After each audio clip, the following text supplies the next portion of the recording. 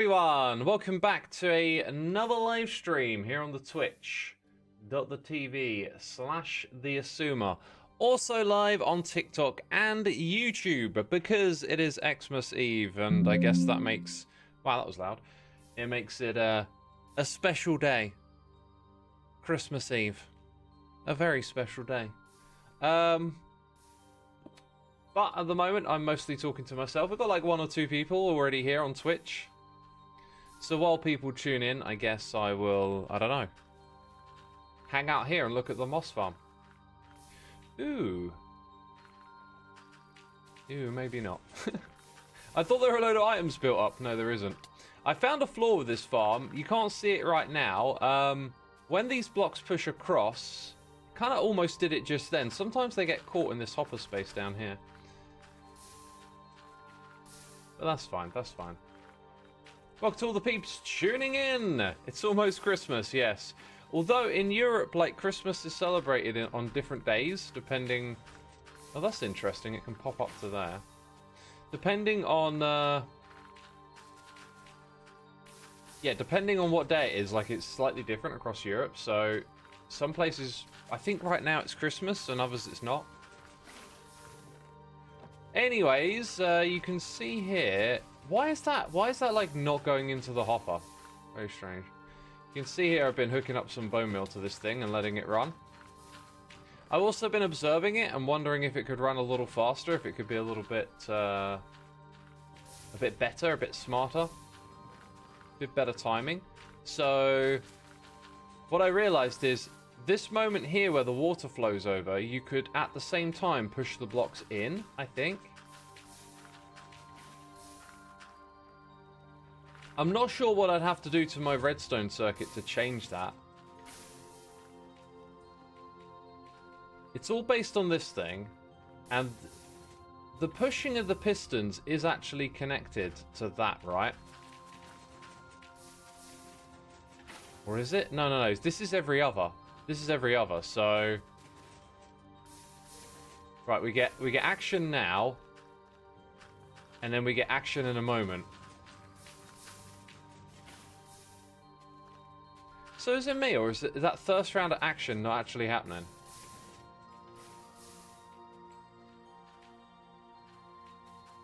There it goes. Then the water's after it. Ah, I see. I don't know. I'm just looking at this thing and thinking it could be a lot better, possibly.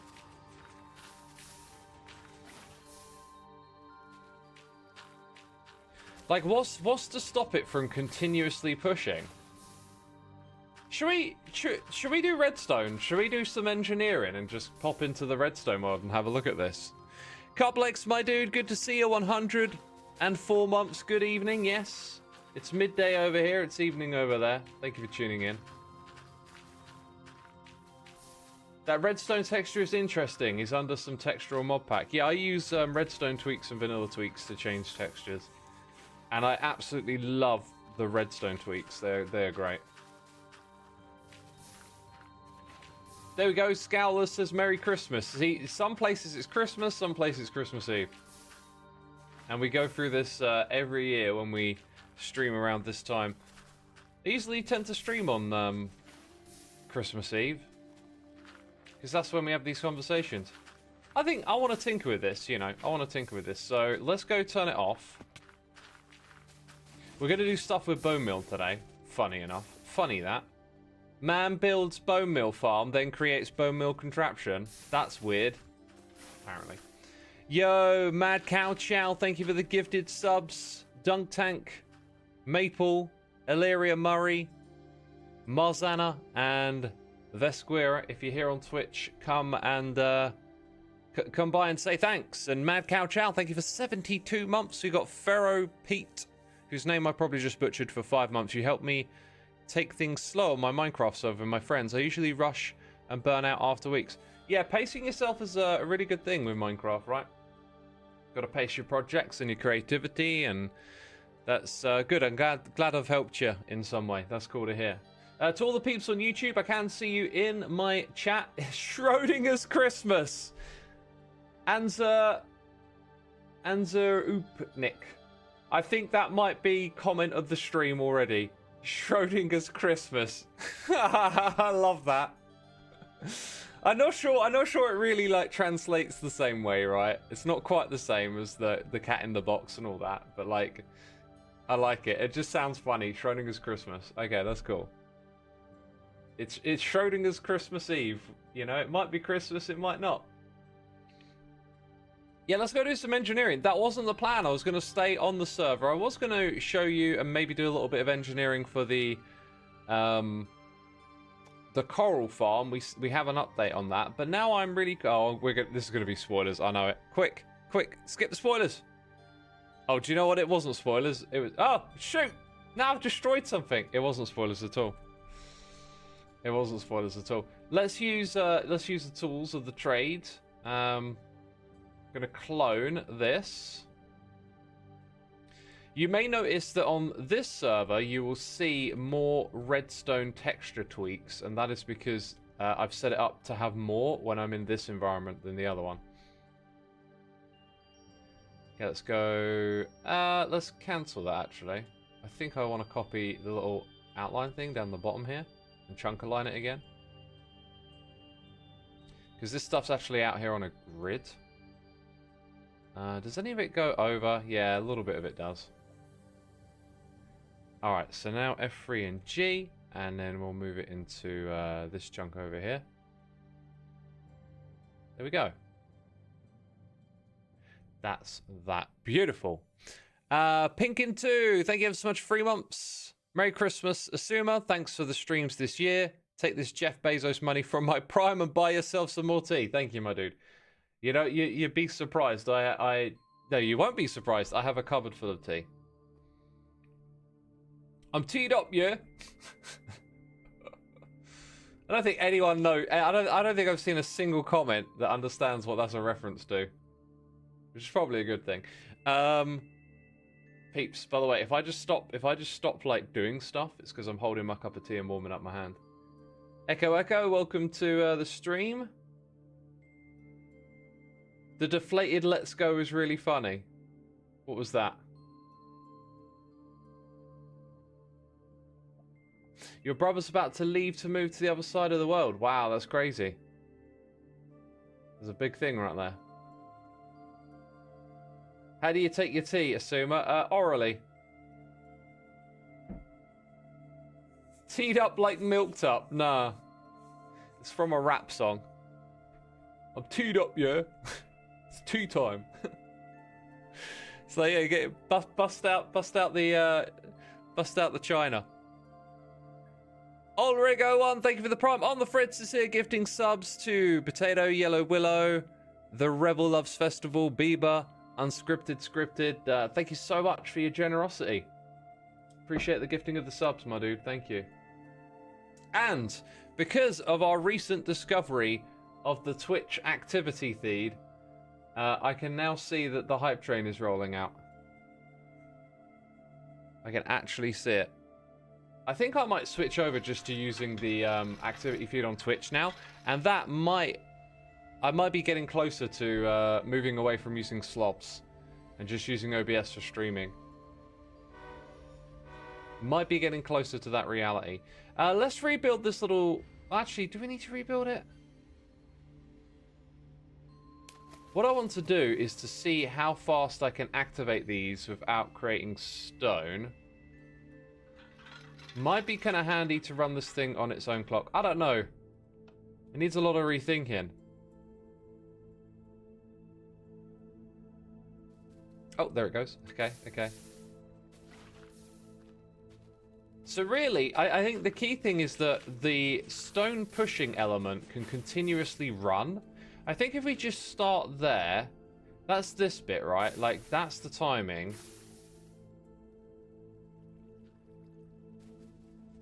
In which case, we can still use this clock. So let's go ahead and stop that bit from working and use the timing of this. Yeah, that gets us our double. Honestly, if we're going to use a lot faster clock here, we might not even need this bit. But can you see how currently It's very close to being perfect. I think it's either just about right, or maybe you could take one item out, but that is seriously close. Yeah, if you took one item out, it'd be like 10% faster. And I think it might have room for that 10%. Now I'm kind of wondering if we can just do this.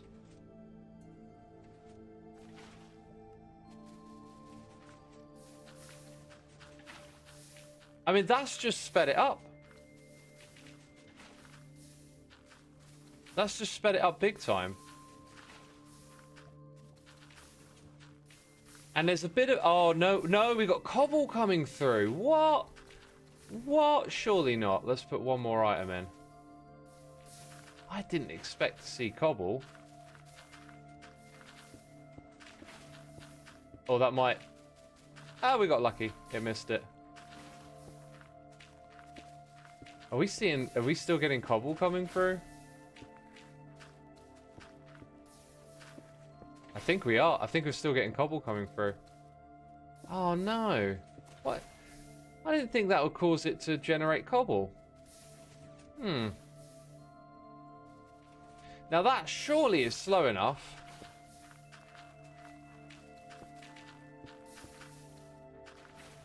Surely we won't see any more again. Yo, Mando706, thank you for your 12 months.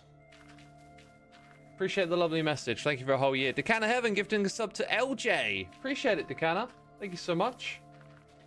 Oh, we just reached hype level 3. Amazing. Thank you, people. Enjoy the animations. Now, we just have one piece of cobble come through on this side. Hopefully that's it. I'm really surprised that it did that, because it didn't seem like the timing was that close.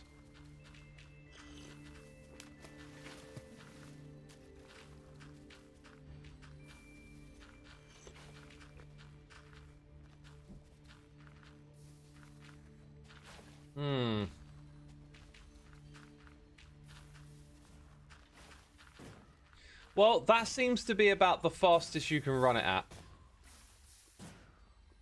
Which is that 13 in there? But look at this like space that you have in between where these aren't doing anything. It really feels to me like surely that could run faster. Now this clock is slower than that one, which is why it's really strange to me that we can't speed it up. Unless I'm mistaken somewhere here. There's such a bigger gap the first time than the second. It really feels to me like you should be able to put one or two more in there.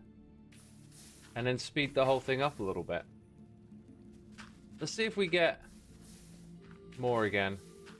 And that hole there is really persistent.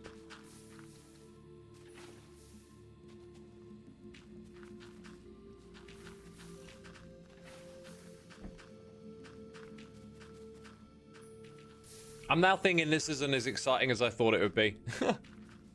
At Gown, thank you so much for the Prime Beanies Bees. Thank you for gifting a sub to Uki Pujuki.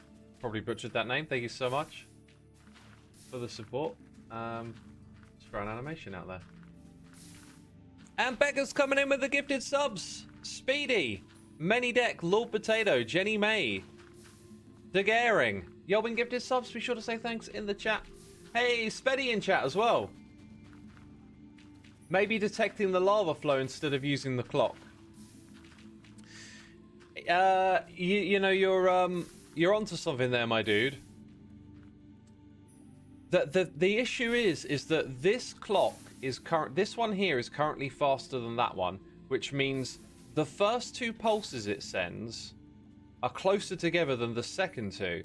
Yet when we tried to speed up the interval of the second two, it created cobble. Now this could be one or two things. Maybe I changed it too quickly, or maybe I'm not thinking about the way in which cobble is generated correctly. Maybe the timing of this needs enough breathing space to synchronize up with the overall thing here. But the fact that we do too quickly first is kind of what throws me off with this. I think it's probably going to require like some quiet time and thought, and maybe some experiments with like using command blocks to remove some of the blocks at the end, so that I can continuously push and play around with the timings and stuff. But I think we managed to confirm that we can at least make it a slight bit faster on Hermitcraft for the time being. Once we optimize the timing of the pushing of the stone and we don't get cobble, then we can reassess the timing of the dispensers and the bone milling, because you know, I made it initially so it was safe and it wouldn't do any cobblestone, and then it looked like, oh wait, you could easily speed this up, but maybe not. I mean, we've now just sped it up a couple of times again. Wait, have I been speeding it up or slowing it down? Because didn't I just put some in? Oh, I'm an absolute numpty. I'm an absolute numpty. Okay, now I'm speeding it up. What is wrong with me? This is what happens when you live stream, people. I can't multitask. Right, we got the Pixel coming in with gifted subs. Jetlag Jimmy, Mr. TDC, the Ravens official, Amez, Melian, Spirit Maker, on the Fritz gifting that one. Thank you so much for your generosity. We got Jake Gland over on YouTube with the super chat. Hex, just wanted to say you're the only long-term creator who I've ever never once unsubscribed from, and you've been watching since season 2. Dude, that's amazing. Thank you so much for watching for so long. Season 2 was a special time, right? Whenever people ask me about my favorite seasons of Hermitcraft, there's no way I can't mention season 2, you know? There's no way. There's no way about it. Tyskman, thank you for 20 months, my dude. Appreciate it. Alright, I think what we'll do is pause this for now. We'll go back on the Hermitcraft and crack on with some stuff. Because as I said, clearly, it's not a quick thing to come over here and adjust the timing. I need to think it through. Maybe learn a little bit more about how the lava stuff works as well.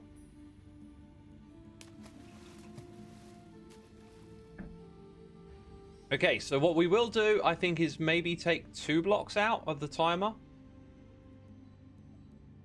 Oh, interesting. It's, I thought when you lock it here, it didn't do any of this, but apparently it does. Yeah, so we'll take 2 blocks out, and then we cross our fingers, because if I've got this wrong, it's not good. We don't want cobble in here. It's a bit more of a pain to deal with in survival, right? So far, so good, though. So this thing's going to sit here and pump out the bone meal for us while we're in the area, which is exactly what we want. We also got the Christmas chest today, you probably noticed. We're gonna work on this over here. That's what we're gonna do. That is what we're gonna do. By the way, if you're watching on YouTube, peeps, I encourage you to come over to Twitch. This is where I do my streaming. I stream on a regular basis. I do one-off streams every now and then on YouTube. If you're wondering why you haven't seen them before over there. And, you know, this is where all the activity is, with the noises in the ear and the hype train and all that stuff. That's over on Twitch. But I can see it in my chat. I can see all the YouTube messages. I see both in my chat. It's obviously a moss-off between the hermits. We're having a right old moss-off over here. Do the copper chests look different to the other ones? I don't believe so. I don't believe so. If they manage to sneak that Easter egg in without us noticing, I'd be impressed. But no, they're normal. Soggy Bob says, who's going to win? I don't know. How do we even determine a winner? Like, it got me thinking, right? If there's like a moss farm wall, I was thinking, what is the like jankiest moss farm you could build? And I started thinking up some really like wild ideas for like janky moss farms. That should be the real competition. Who can build the wackiest of farms? I think that would be pretty cool. So with some building that we're going to do today, I've kind of got it in my head that I think we can push the layout we've got quite a ways to make this place look like the factory area it's going to become. Because we've got this, right? And then we got some like chunk aligned areas. Where I'm going to rip out all of this because we're not using this space for aging, right? In fact, I might start to use this block a little bit more to sort of say this is like a non-aging area, and I think you're not going to have your aging take place right next to the edge here. Maybe that's an opportunity to throw in another block though, instead of using this, like a transition between the tough wall and then the double slabs that take up a lot of space, which I could do with some more with. And there's so many options in this game, right? Like you can just get lost in all the possibilities. So you have to think smart, I think, about what suits the block palette. You know what? Oh man, I'm so glad I just thought of this. I'm not sure that this one does, but there's a block that I want to put in to my storage en masse, and it requires some of these and some of them and some of those. I think the way to do it is with stone, which we have lots of. Should have lots of. Maybe not with us. If we go to this, is it that one? I think it's that one. I think you just make it straight away. You used to make it with slabs, right? Slabs together. That makes lodestones, okay? And lodestones are a really nice texture. I wonder if that could be it. I think that's going to be a nice little buffer. I want that. I want that at the edge. We're going to have that as the edge of this area now. Just the one block buffer. And then next to it will be the slabs. We'll go make some of those. We got Multi-MC2 coming in with the Prime. ZR528 subscribing. Arc Dragon is a member over on YouTube. And Pettingy is here with the Prime. Thank you for your support, people. Always appreciated. And I hope I keep you entertained, you know. Thanks for the peeps tuning in, saying Merry Christmas as well. There's a few of you. The lodestone looks really good, doesn't it? You know, like, I'm glad I thought of that because I wanted to use it somewhere, and then it's like, oh, just so happens now might be a good idea, a good time for it. So I don't appear to have any of these slabs lying around, but I know I'm going to rip them out of this chunk, so we might as well take these back because we're going to use this chunk for something else. It's a bit slow, it's a bit silly, but like you tend to do this a lot in this game. It's hard to really plan everything out ahead of time. Yo, Dev Dealer, my dude. Morning X, just got a resource pack to remove those Christmas chests. Not a fan of seeing 250 milli storage items in my industrial district just for covering them. Another trick you can do is just change the date on your calendar, and then they don't display because they're based on computer time. Scott has a loaded lodestone in his new house just waiting for it to be blown up. What is a loaded lodestone? Also, shout out to Scott. If you saw his latest episode, what he did with that room with the copper factory, man, that was like in my mind with the whole copper golem arc, and I just couldn't build like that. I've really struggled to make rooms that come to life like that. As you know, I ended up leaning on the animation aspect, right? Like, let's get the golems to move through my build. I'm not good at doing what Scar did, and it's an area I really want to address. Because one of my concepts that I want to lean into at some point is to go small scale when you play, but like high effort on detail. And that was like, what he did was kind of like this idea, well, I want to make a room that's like a factory room for the golems, but I just don't know how to do it. By the way, golems don't drown in water. This is like, I had some other stuff that I was going to mess around with. They don't take full damage. So some of the other copper golem arc ideas involved making contraptions that like use these mechanics. And I thought about building like a laboratory where the copper golems are suspended in water. But it's really difficult for me to see how to put all of that stuff together. And Scar's given me like another Scar's a very inspirational person already, but like another boost of inspiration to maybe look into doing some of those ideas again. So I just need to figure out what the approach is. I think the problem is I don't know how to make it like a content for an episode. I don't know how to talk through the building process. So I might just build it all off camera, you know, just make something that works and then show it. Like, why not? Scar and Mumbo have made me rethink making my buildings feel alive. I love it. Yeah, one way you can do that is with the copper golems, for sure. Get them moving around your base. That really brings it to life. Even in this area, maybe I should be doing it more. Like, the whole point of this spot is just to dump... Basically dump the farms that you're not going to turn into those sorts of big projects. But like over here, you know, if you wanted to, you could make this thing look interesting, and then you could give this guy a little bit of space to move around, and then all of a sudden, you know, your wheat farm becomes a lot more interesting.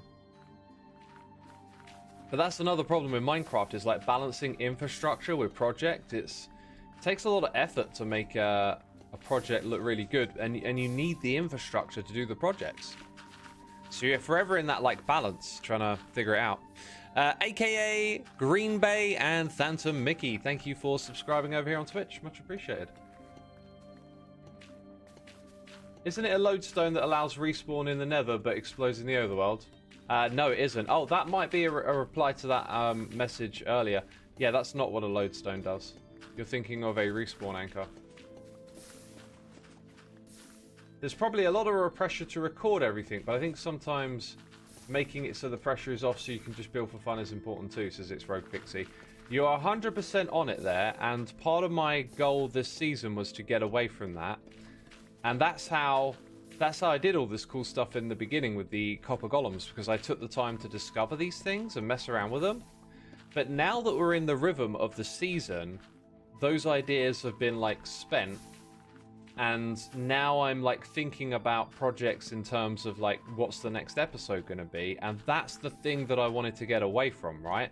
So I really need to make the good stuff happen before the episode. That's what I gotta get into my head. It's not got to be like episode is the priority. It's got to be the ideas are the priority first. And when I can get that like resolved in my head, which sounds silly, but like, these old YouTuber habits, they die hard, you know. You just get locked into this like next episode kind of mentality, and I've felt like I'm over it, and I am, but like it's still a habit. It's still a habit where like you can just easily fall back into that rhythm of like working on the next episode, and I almost did that. I almost, like, the last episode was very long because I was originally planning on getting 2 more episodes out, and then I just decided to stop doing that. Like, stop putting the whole YouTube rhythm first. And so I decided, all right, I'm just going to make this my last episode. I'm going to give myself like a cutoff time, and then I'm going to put like a load of effort into the projects I want to do in it. Old habits die hard. Yes, they do, Darby. They do. Camera says it's good to see you aim for a healthy balance. Yeah. I'm definitely aiming for that healthy balance. And it's funny because I think that might mean that in January there'll be a few less episodes for me. And January was kind of the month I actually wanted to like do more, because we talked on a previous stream about how January is like quiet for revenue. Like, revenue is down, right? You make a video in December, you probably earn at least 5 times as much compared to publishing it in January. That's how much it sways. So January tends to be a season where YouTubers take a break. And the flip side of this means that it's also a season, like a period that's can be good for views, because there's like a content drought, right? And you can fill that gap. So I was hard thinking, well, you know, like let's not make revenue the priority. And wow, I thought that would be enough. You lean into the other thing, and the other thing is like, you know, just making videos. So you lean into that, and then you get more videos out, and maybe some more viewership, some more interesting. But I think ultimately I'm not gonna. Again, that's just like falling into the YouTuber trap. I'm just gonna play January by ear and get these projects in my head that I want to do first, and then let the episodes flow after the fact. Anyway, enough overly detailed explanation of why X makes a video. It was definitely a bit overly detailed. What's up with yo? How are you doing? Lewis CPK, thank you for the Prime subscription. Appreciate it, my dude. To the peeps that do not know, over here on Twitch, you can use your Amazon Prime to get a free subscription. That removes the ads from the channel that you subscribe to. And if you subscribe to this channel, you'll get access to our Discord server and to our Minecraft server. Any type of subscription can get access. If you've been gifted a sub, that gets you access too. We've had lots of people come into our community recently through this. So if you're interested in finding a Minecraft server to play on, they'd love to have you. Just ask in the chat. They can hook you up. Why the gold edge on the copper block? That lets you know that it's waxed. So it's not gold, it's supposed to be wax. Right? So all of these blocks here are waxed. And it's important for me to know because waxed copper blocks don't contribute towards aging. So this chunk and the one next to it are reserved for the moss farms. And this means that we don't need to use it for aging. So I'm not laying down double slabs like I have done everywhere else.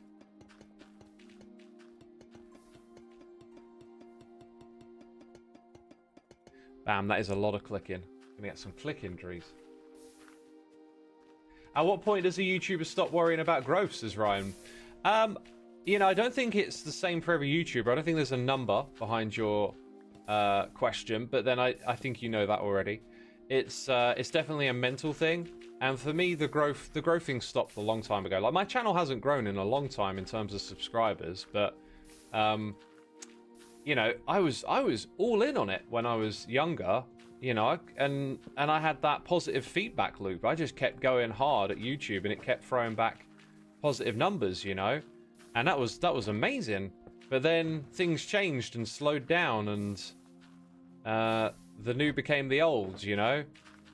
Oh, I did have stone here all along. Of course I did. Thought I would have had, but apparently. Anyway. Yeah, and so for me, I think it's.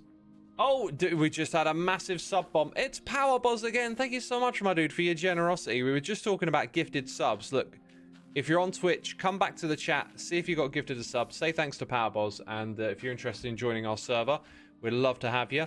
Woot0259, thank you for the prime as well, and Power Buzz, thank you for being so awesome. Let's get the animation rolling. So for me, and I'm going to sound like a broken record, so I'll talk quickly if you've not heard the story before. The thing that broke it for me was probably the pandemic, because the pandemic sent us into overdrive, and you got very rewarded with viewership in that period because people were stuck indoors and they all started watching more YouTube.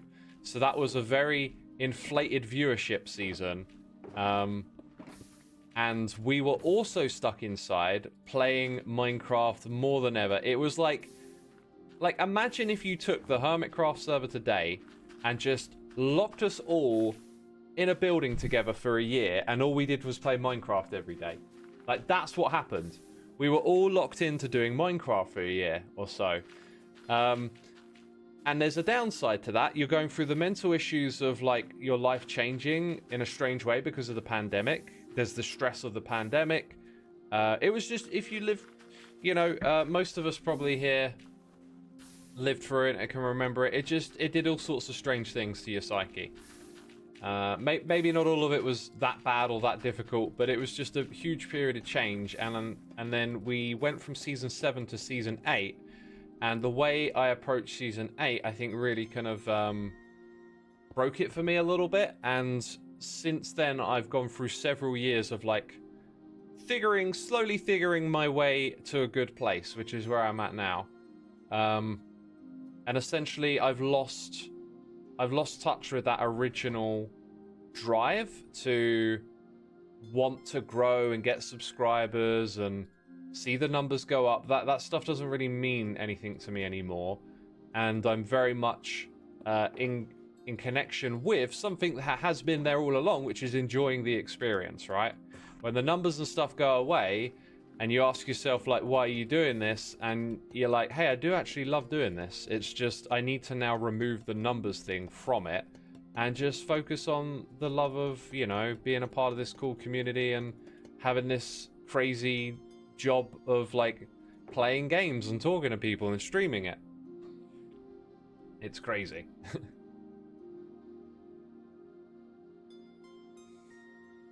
It's crazy.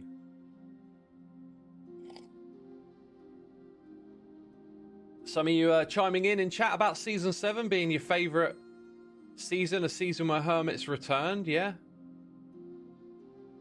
Not Seth says, what do you want for Christmas? I want a good time and for people to enjoy the presents that I got for them. Because I tried quite hard to find some really good stuff this year. Like, I think some of y'all right remember if you were watching at the beginning of the year, because I think I talked about it on stream, but literally, like, after Christmas last year, I just immediately started writing some stuff down on a list, and I've had that list the whole year, and now I've put together some presents that I think are really decent. And that's what I want, like, people to enjoy, is these presents, like, and to have a good time and all of that kind of stuff. Like, I think when you're young and someone asks you what you want for Christmas, it's about, like, oh, I want this thing or that thing. But as an adult, like, you know, if I wanted a PlayStation 5, I'd go to the shop and buy one. So, like, it changes when you're an adult, what you get for Christmas. And it can be hard to get gifts for people as well when you're an adult, because everyone's got the same problem of, like, you know, most of the things you want are the things you need to get through life, and you know, you go to the shops and buy them when you need them. So it's just like that, you know? It's hard to get gifts for people, says Chibi Kiko. One of the gifts we're doing for the kids is a treasure hunt this year. And I remember my mum and dad doing that for me, and, like, it sticks in my head because it was so much fun to, like, go around the house and get all these little clues and figure stuff out, like, you know, this thing and that thing, and I wanted to do that for them, and so we've put it all together, and we've got loads of little gifts. Their final gift is Hermitcraft mugs, right? And we've got all these little gifts together, and it's just, I know they're going to love it. They're going to get clues, they've got to think, they're going to run around the house trying to find different spots, and, like, we'll be putting some presents in place while they're looking somewhere else, you know? So it's like they'll come back to the room they were in a minute ago, and now there's a present there, and, like, it's just going to be so cool. But in figuring out what to give them for that, right? Really good idea that my sister came up with is to give them gift vouchers, right? That you know, gift vouchers you write yourself, maybe with your own hand. I took some templates off the internet, and you write down what the gift is for. So you say, like, you get a horsey ride, which is, you know, they sit on your back while you go around on all fours, or you know, playing football in the hall, or 10 extra minutes before bedtime, or a voucher for a free hug. Like, you do that kind of stuff, and, like, these are gifts that don't cost money, but they'll love it. It'll be so cool. They'll have that little, I can stay up for 10 more minutes today gift voucher, and yeah. Duente, thank you for 20 months, and TR7, thank you for the cheers and biddies. Appreciate it, my dude. Appreciate it. Alien says, how do you deal with family members knowing who you are, ASC Xisuma? You see, the beautiful thing for me is that I'm not Xisuma to my family, and that's important to me, because you know, I come here and entertain and stuff, but this isn't real life, right? This is just an online thing, and real life is different to that. Like, I don't want my family to think that who I am online is who I am IRL. I mean, there's elements of it that overlap, and you are who you are, but, like, there's this parasocial element where you get looked at very differently. You don't look at any of your friends probably the way you look at YouTubers. Think about this. You don't look at them like you look at YouTubers, and that's important to understand, because all of your friends are YouTubers, and all of your YouTubers are your friends. It's like, we're all people, but when you put someone in this online space, it makes you look different.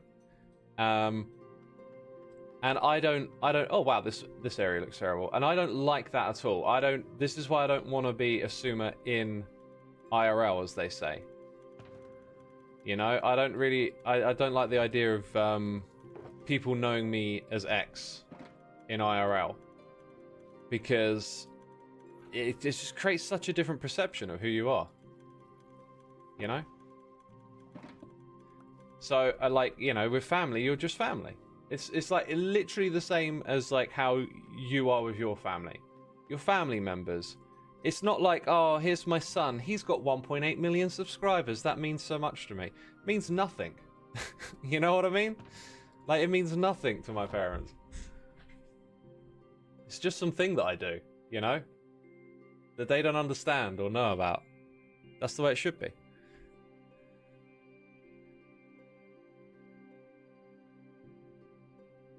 Good point, says Darby. I'm glad you understood it. I'm glad you understood it. I think it's really important for young people to understand that, because these parasocial relationships are very... Oh, man, it is very prominent, and it's like a difficult thing to get your head around what they are, I think. It's just this one person talking to you, but making you feel like you got a connection with them.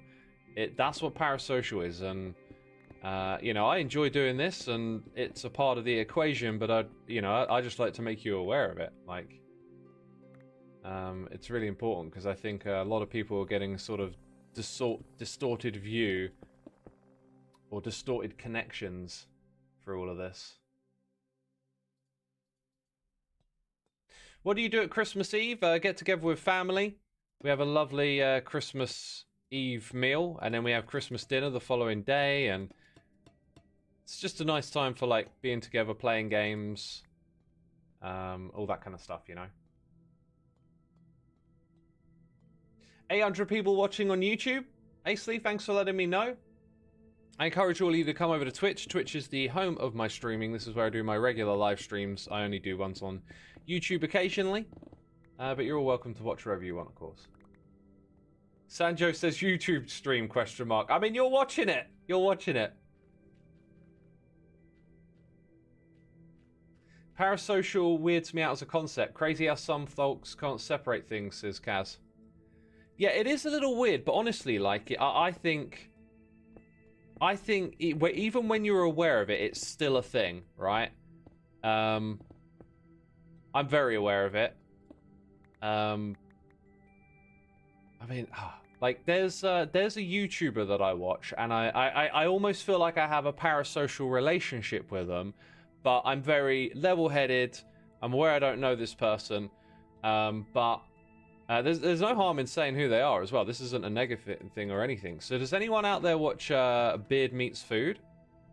Anyone know who this guy is? I mean, he's a big deal, but then on YouTube, you can have big deals all over the place, and you know, it's just like you can stumble onto a channel that has 10 million subscribers you never heard of before. That's how YouTube works. There's loads of them. The guy from Leeds, yes, that's the guy. Oh, there you go. So like quite a lot of people watch him. Is it EFO? Oh, can you imagine that, eh? Can you imagine that? I really like this guy because I think he's a great role model, and I don't even like using that term, but in the sense that, oh, this is where all my tough is. His like friendliness, politeness, and attitude, without like actually saying it, he's just doing that, he's just being that, is really endearing. And there's something about watching people eat lots of food that I find quite satisfying. It's helped me shape my relationship with food from like wanting to consume to like watching someone else do that, and I'll eat just exactly what I need to eat, you know? So it sort of scratches a bit of an itch, perhaps, or something like that. But I found it like strangely therapeutic to kind of just watch his videos. And I know if I meet this person IRL, that first of all, they're probably not exactly how they come across on camera. That's very true of a lot of people. You have a bit of a like presentation style or whatever. But also, like, I would just become really aware of how, like, if I met, you know, a stranger, that's a very different starting position to meeting someone that you spent hours watching their videos. And I'm not the sort of person that thinks, oh, this person's my mate because I've spent hours watching their videos or whatever. But I know that it will, without a doubt, sway the interaction or the way you talk to this person or whatever in a particular way. And I don't know what that is because I've never really met anyone that I've first spent ages watching their videos, right? But like, I'm aware that that's definitely going to change it in some sort of way. And I don't know what way that is, but like, that's the parasocial thing. So even though I'm very aware of all of this stuff, I'm also aware of like, it's not like you can go, oh, I understand what parasocial relationships are, therefore I won't have one. It's like, even if you understand what they are, your consuming of this content is a form of parasocial engagement. You know what I mean? So, it's strange stuff. It's strange stuff, the way we're like connecting with people now. The idea is that we're more connected than ever, but I kind of feel that this maybe substitutes, like if you didn't have access to watching people on your TV or your phone or whatever, that you would probably then seek it out more IRL. And this would maybe explain why people are lonelier than ever, according to like studies and surveys and stuff. Yo, RFC, thank you for subscribing with the Prime. Appreciate it, my dude.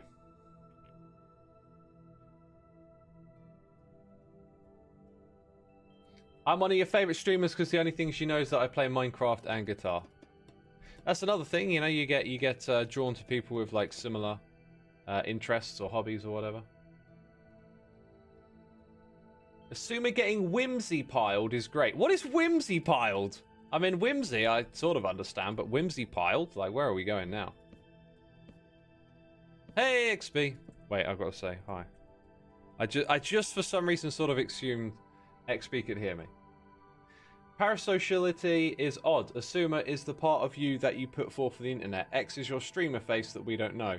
But we don't know your personal life and you don't know us. Exactly. Exactly.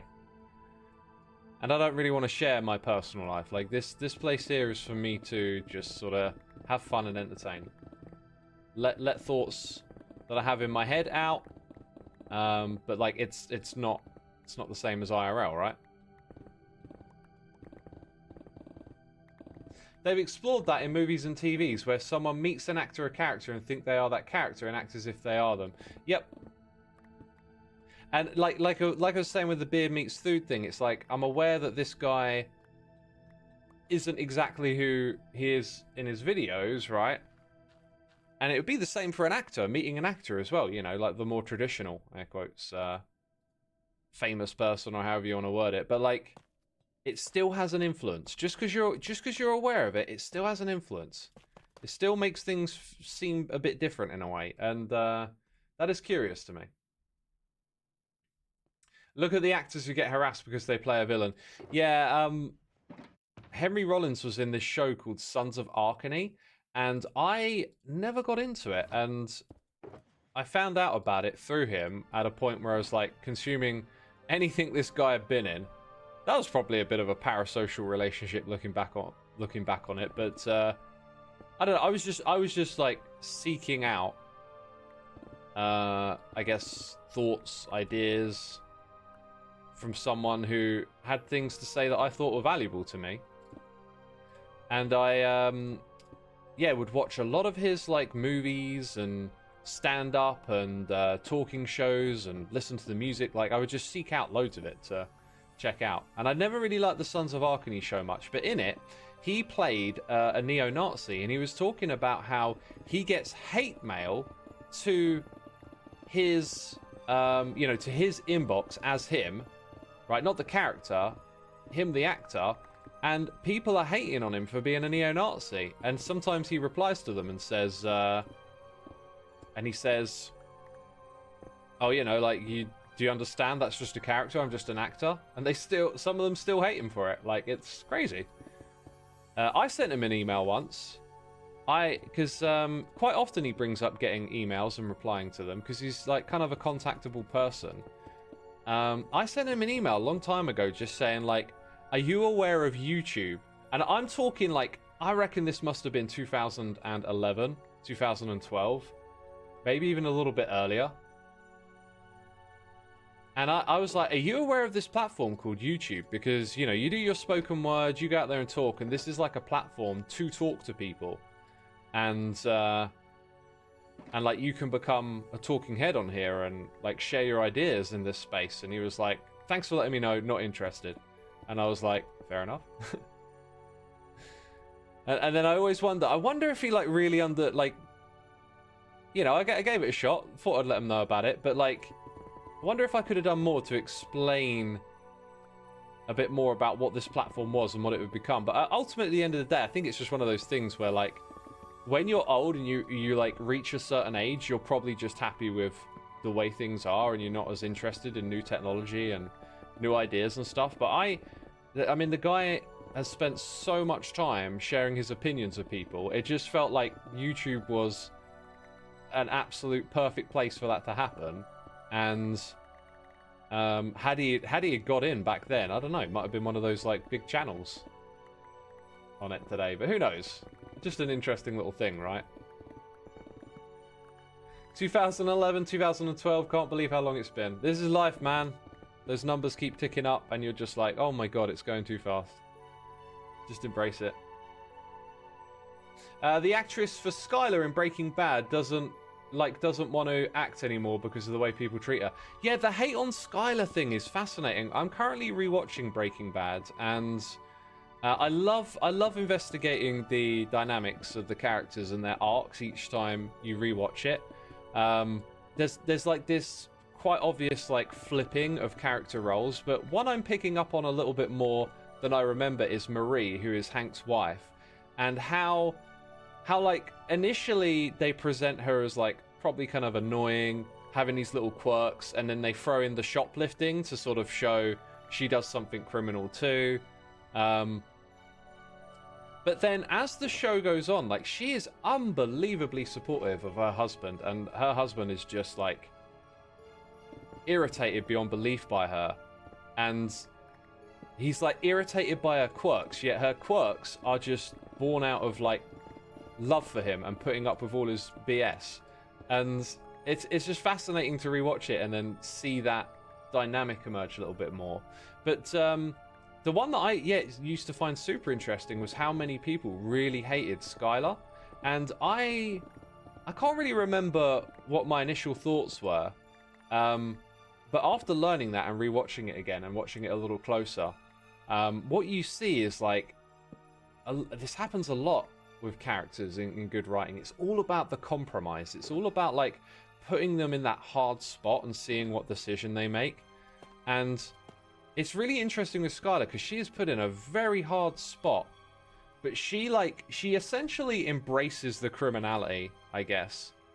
You sort of see, I think the idea with her is that the compromise of her character is like a slow erosion of her values and slowly giving in to this, partaking in this criminality, this immorality. And because of that slow nature, like, I think that allows people to hate on her.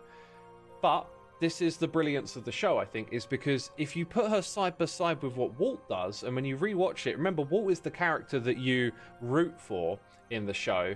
And it's all about when you realize he's the bad guy. And when you rewatch it, it's always earlier and earlier that you realize his character has switched.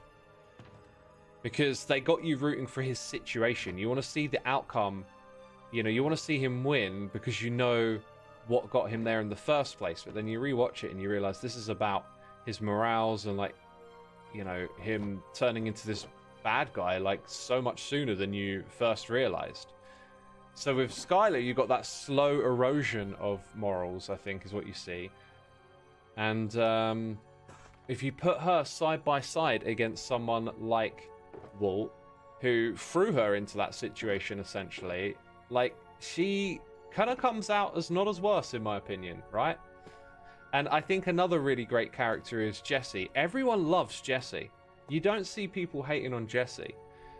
But if you look at some of the things he does throughout the series, like intentionally trying to deal to people who are trying to rehabilitate their lives, and like, you know, there's you know, shooting Gale.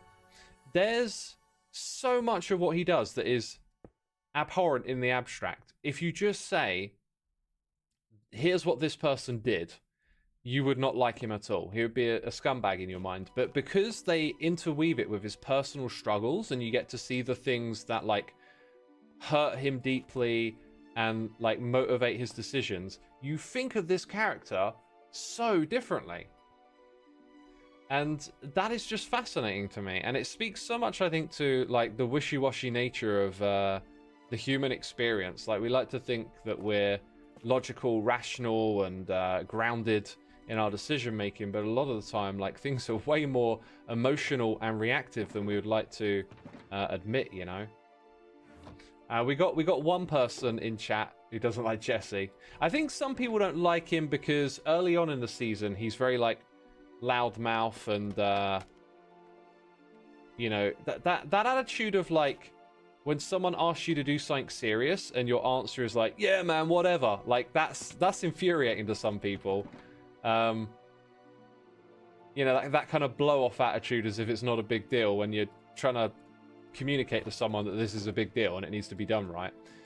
That type of character, I think, could turn people off a lot, you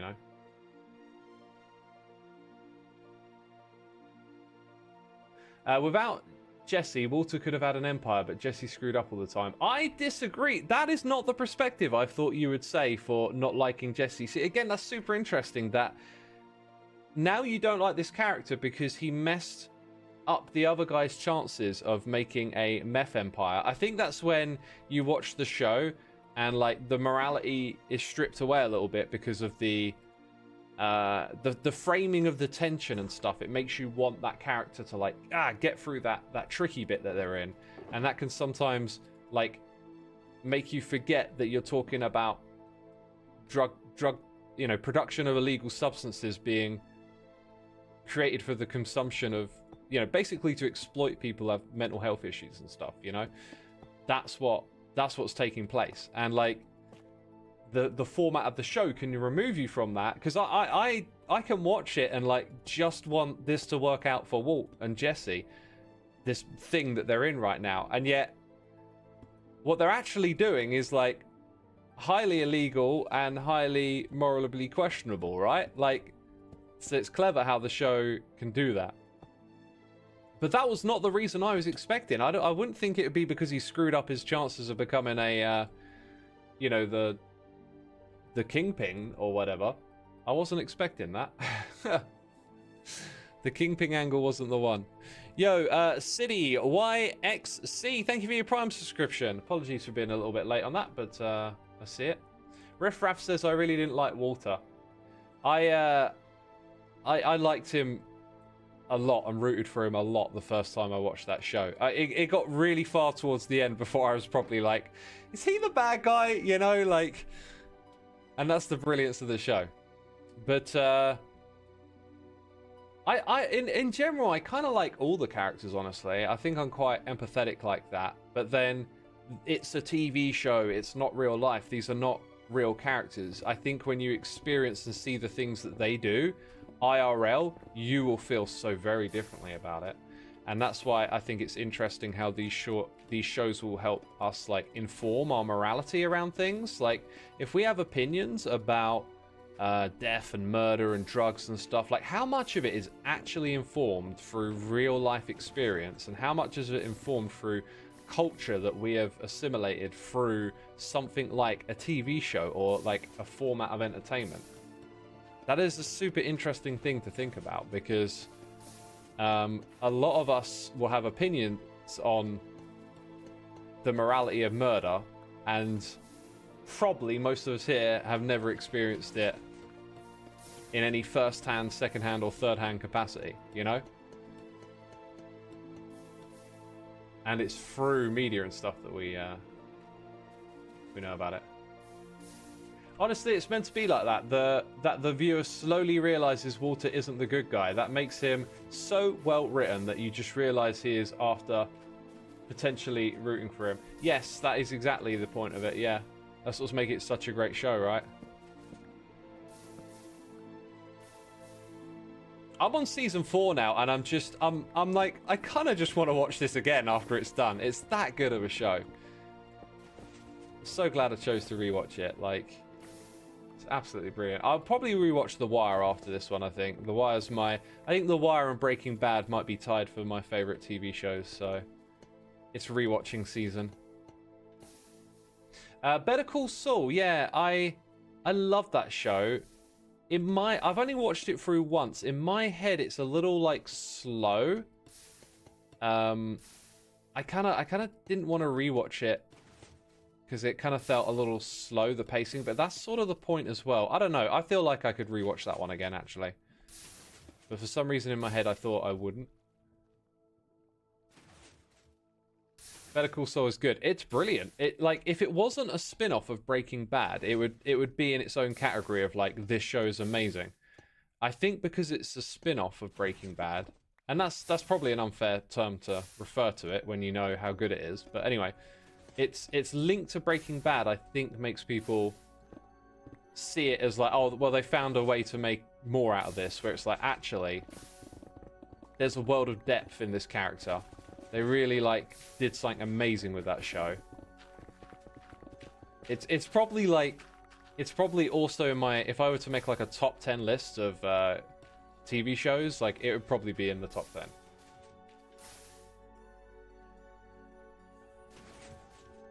What's third-hand murder? When I said first, second, third, what I meant was like thirst would be you did the murder, second-hand would be you know the person that did the murder, and third would be like you knew someone that knew it. I just probably didn't explain it very well.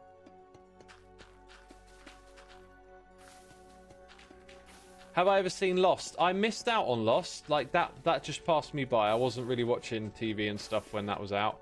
And I can't remember if I went back and watched it, but some stuff just, I don't know, loses its appeal or whatever. And Lost, I don't know. Couldn't be bothered to go back and watch that one. Maybe one day, who knows? But it was a big deal at the time. Like 24 was another one of those big TV shows. I watched a little bit of 24, but never really got into it. Favorite Christmas song? I'm not really into Christmas music much. We've got all the Lost fans coming out now into the chat. No surprises there. That show is very popular. Very popular show.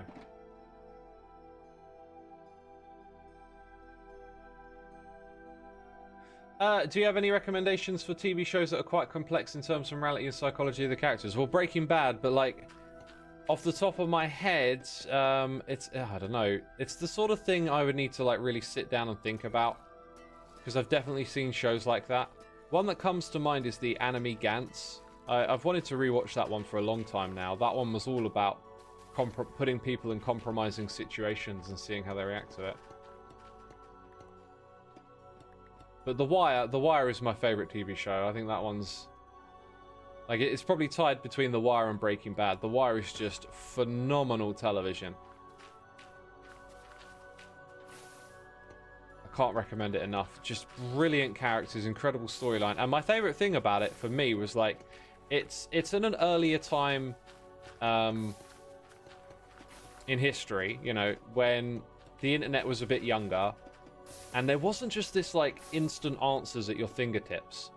And I had grown up loving hip-hop music, and like one thing that gets my brain firing is when I listen to a song and I hear a sample and I know it from somewhere, and I just have to find out where it's from. And I used to spend ages like browsing through music archives and looking online and like trying to figure out where that sample in that song came from. Like, it would drive me mad. I'd be listening to like a hip-hop record and they'd reference something, or you'd hear a sample, and I just have to know where that's from. And when I watched The Wire, it was like the language of the hip-hop music I've been listening to had just been translated in front of me, IRL. All the lingo for the drug slang and like the re-up and all this kind of stuff, like I'd heard it in the songs for ages. And then I was just seeing it vividly in front of me in this show. And like that really struck a nerve with me.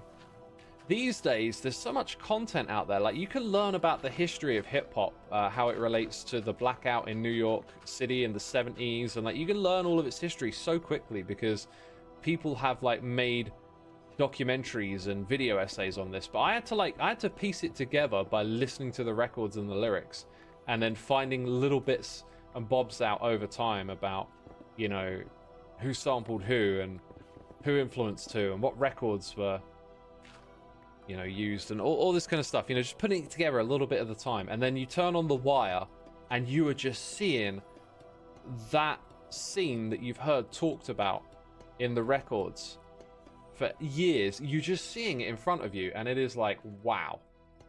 It's so well done. It's such a well done show. Can't recommend it enough.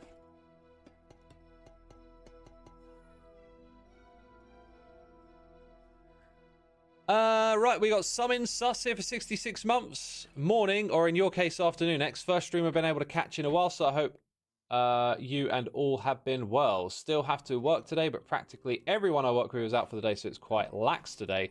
Hope you have a great holiday, Sus. Thank you, my dude. Thank you. Enjoy the work, but it sounds like it's going to be relaxed, so have a good one. We got Nero981, 2 months, dropping by to say thank you for the pizza video. Took these 3 tries to make it right on the 5th one now. It's been an instant family favorite. Love it, my dude. Love it to hear it. I'm amazed. I love it. How many people come back and they don't just say I tried it, it was good. They say like, this was great. It's now a staple, or the family love it. I've heard all these messages and it's just great to hear it every time.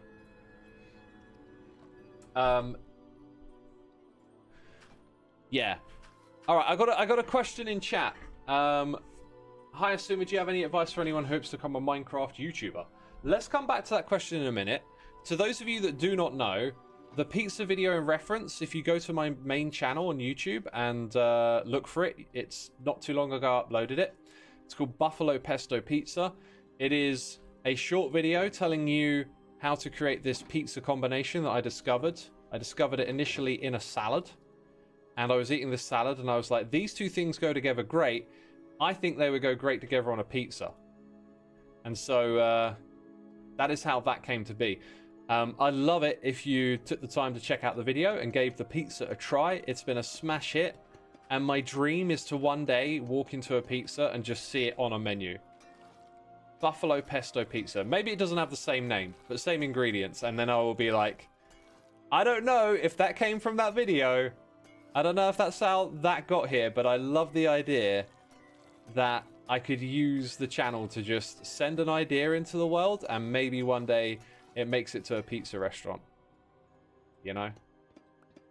I want to go back to New York one day. They had the best pizza in the world. Imagine if they made Buffalo Pesto Pizza over there. Oh my god. That would be something special. So I'm going to answer that question, but I'm going to answer it in a minute because I'm just going to nip to the loo.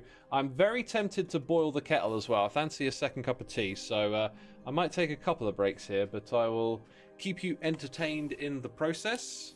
I won't disappear for too long. Let's... oh, I'm in your face. Let's throw a promo up on the screen. Also, Floppy, thank you for becoming a member over on YouTube. Peeps, stick around. I'll be right back.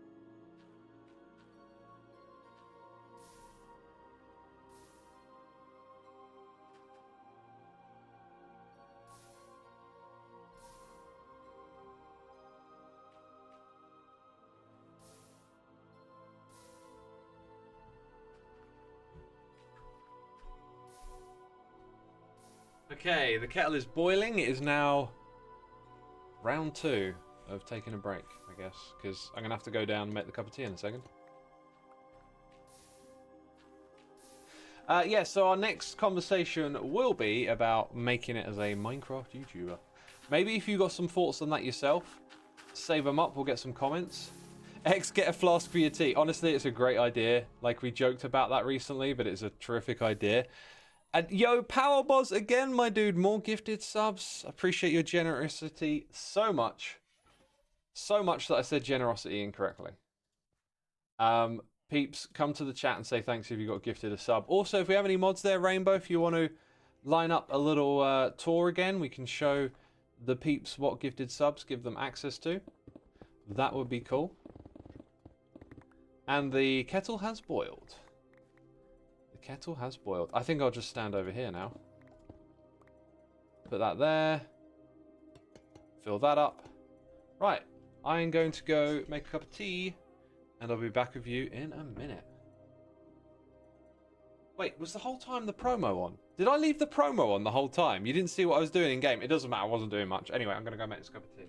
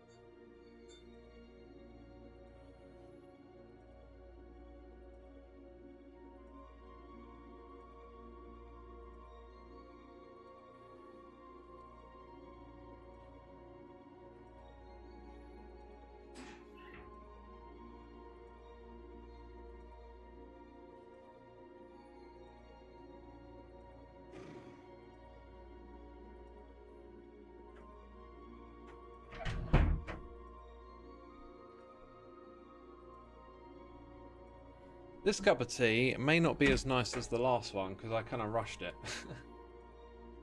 I kind of rushed it a little bit.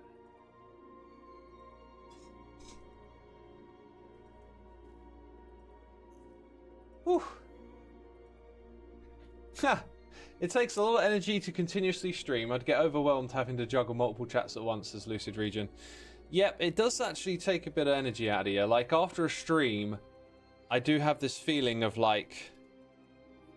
Whew, I need a break now. Also, I'm like allergic to being at the computer for too long, I swear. I get cranky if I don't move around much.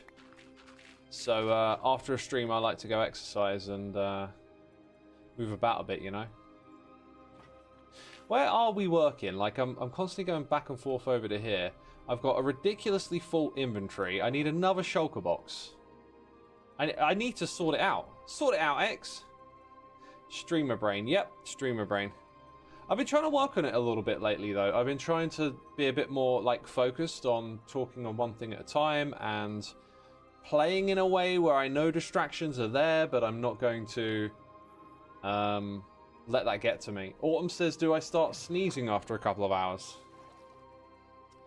No, sneezing is not a part of it. I feel like there's a joke there I'm not getting, though.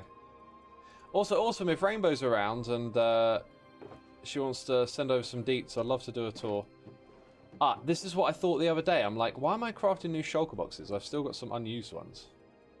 And there they are. So, what was next? Talking about making it as a Minecraft YouTuber. Now, if you want to make it as a Minecraft YouTuber, what's more important is why do you want to make it as a Minecraft YouTuber? Rainbow, thank you so much. I got it there. I got it. Because being a Minecraft YouTuber, it's a lot of work running a channel. Got to be consistent. You got to turn up and make your videos. But I think a lot of people are drawn to YouTube because of the numbers they see.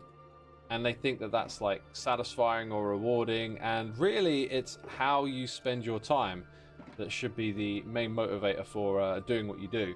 You got to remember that myself and a lot of us other YouTubers, especially here at Hermitcraft, that have been around for a long time, we started doing this when it wasn't a thing, when it wasn't what you think it is today. You didn't look at it the same way at all. YouTube wasn't as big. It was more of a computer thing. That's something people forget. YouTube was more like for computer users. It wasn't for like people on their phones or you know, these days people watch YouTube on their telly, right? Like, it wasn't as ubiquitous and as universal. You were doing a niche thing. A lot of us weren't even aware that you could make money from it, let alone a career or a living. I certainly didn't know. And so the reason that we're doing what we do is because we like making these videos. And anyone can make Minecraft videos. So if you start making Minecraft videos and uploading to YouTube and you like doing that, that's great. If then you start thinking, well, I'm not getting any viewers and that you know, demotivates you from doing it, you're probably not doing it for the right reason, you know? Like, the thing that drives you should be the passion of the thing. It's the journey, not the destination. It's, you should love making Minecraft videos and not, you know, love that they get X amount of views, right? Because the whole view things, it don't keep you going.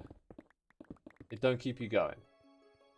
You got to have that underlying passion for what you do.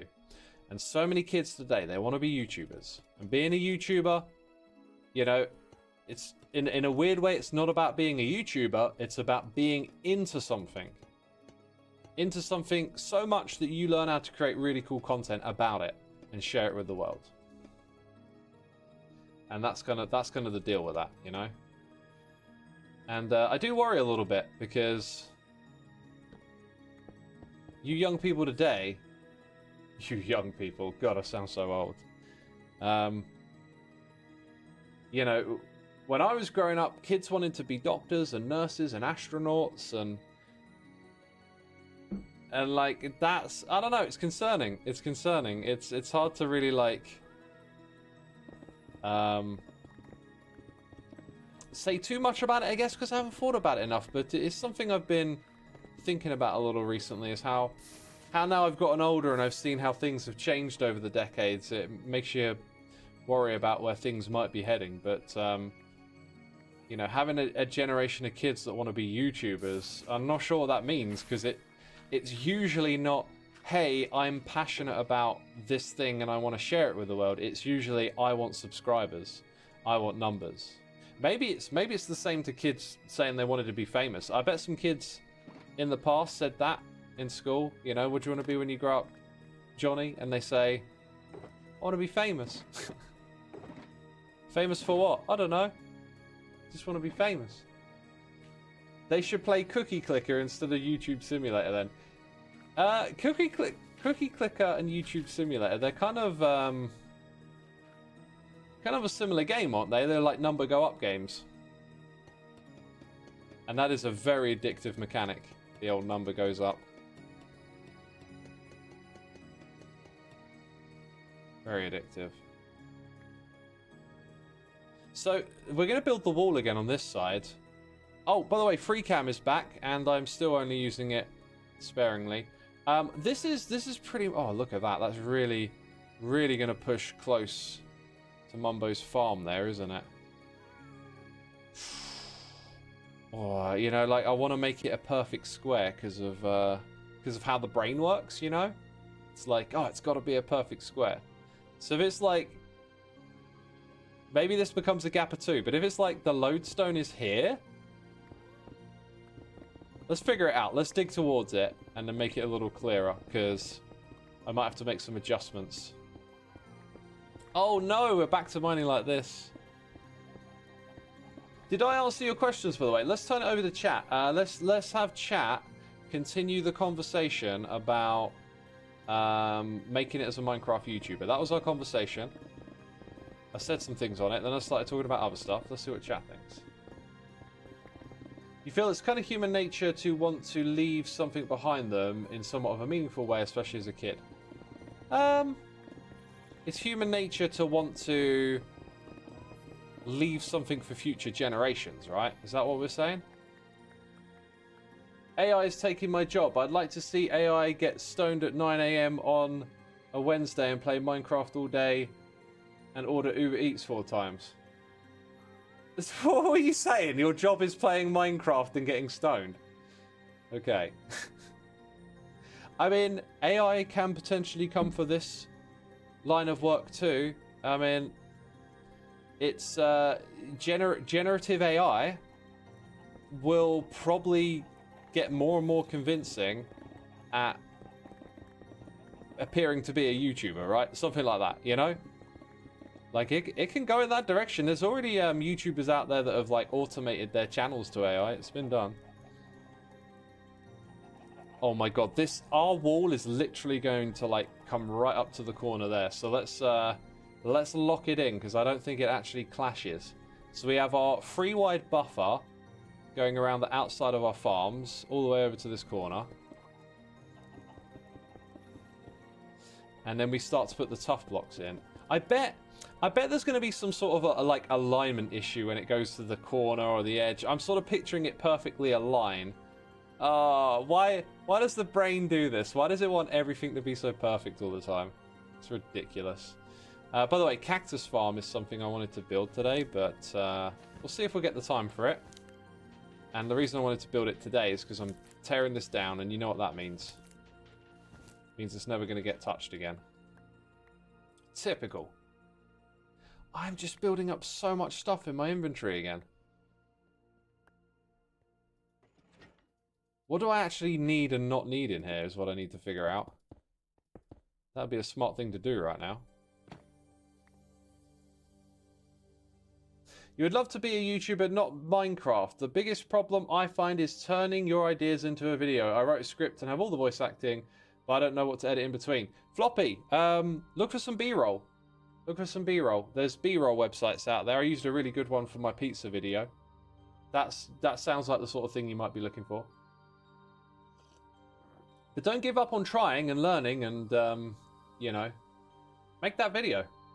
Logical Geek Boy in chat. My dude, congrats on joining Minecraft. That is absolutely awesome.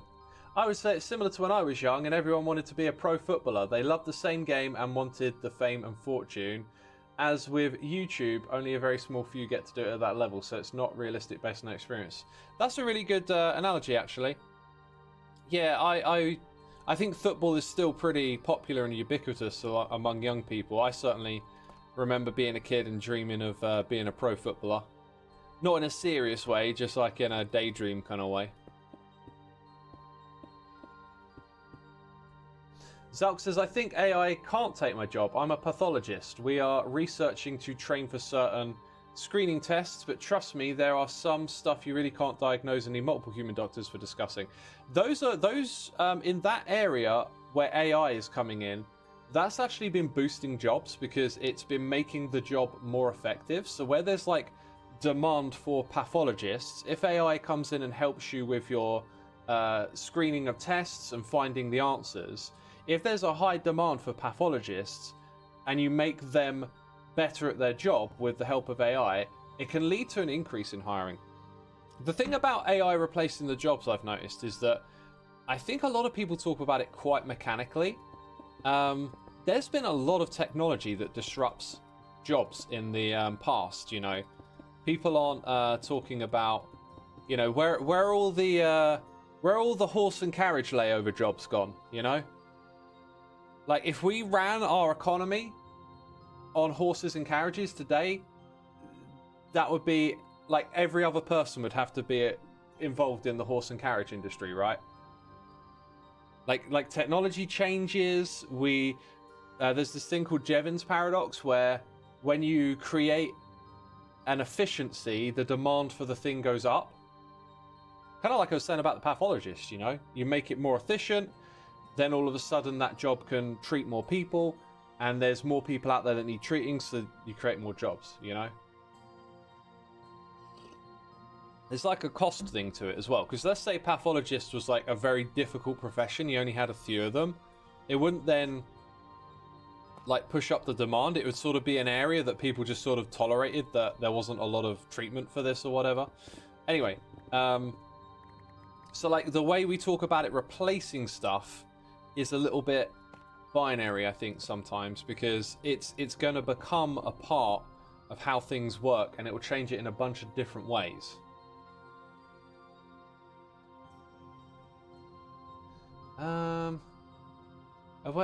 No, yeah, I thought I was making a mistake for a second there. We're not, we're good. Jevon has his own theory. It's called Jevon's Theory, that's the name of it, go look it up.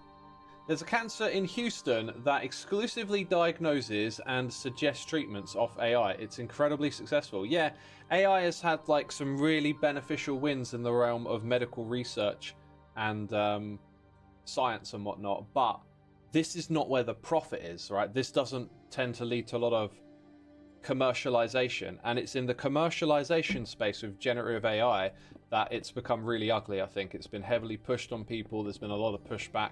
It's not a pretty picture, but it's like that's not the whole picture with the AI stuff, you know.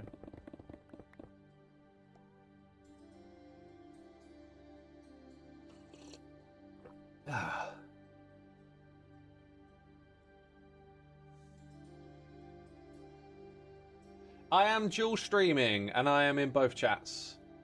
I can see both YouTube chat and Twitch. YouTube is a lot quieter, though. Do I use Streamlabs or OBS? I use Streamlabs. There was a bit of controversy around them a while ago. From what I remember of it and understand, it was kind of like what they were doing was legal, but they just sort of did it in a way where they could have been nicer about it.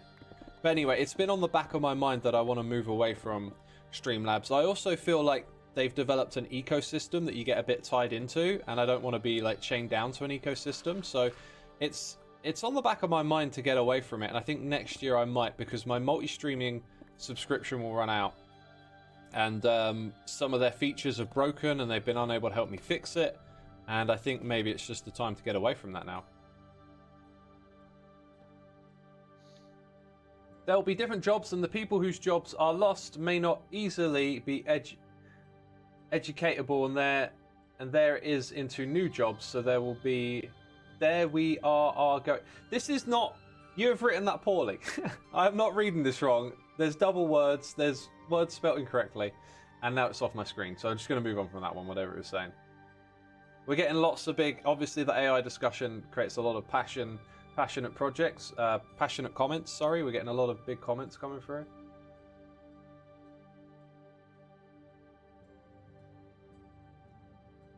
It's odd how childhood dreams change with the times. I wanted to be a ballet dancer. Illness stopped that, though.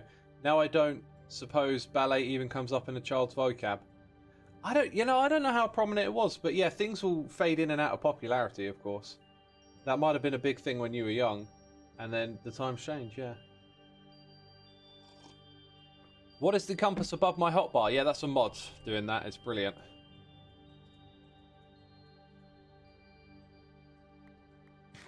So there's like a trim. You know what? I could do something in the corner just to make it a little bigger, and then we take out the one there and we put the lodestone through this space. I think that's what I'm going to do, because we're like designating the corner of this room now. Oh, do you know what? The inventory is full again. I just can't seem to get away from it. It's because I'm holding on to like too many materials that I'm not actually using right now. You know what I mean? Like I'm holding on to this stuff and it's like not part of what I'm actually building, and so it's taking up space.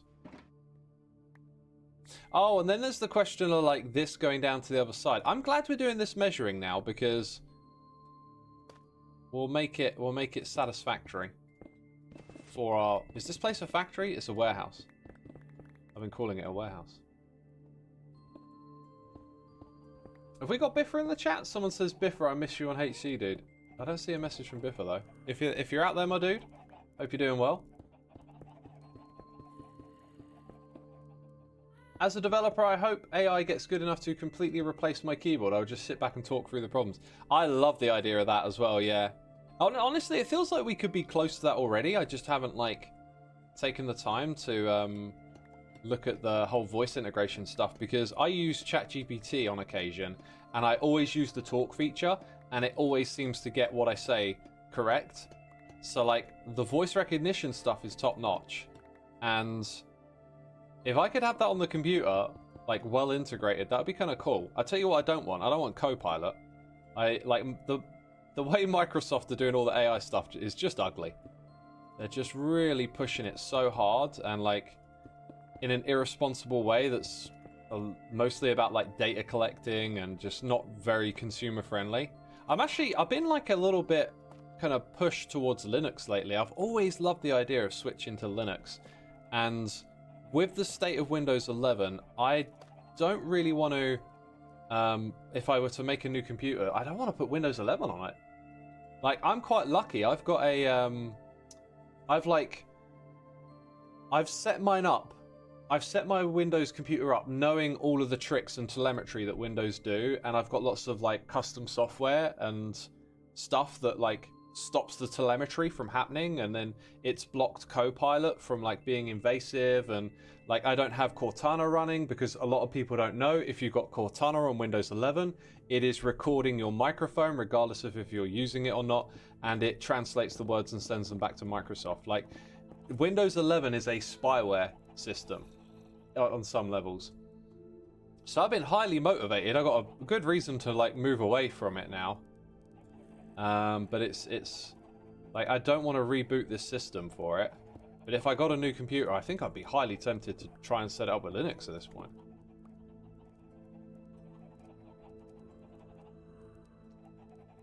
Lots of Linux users in the chat.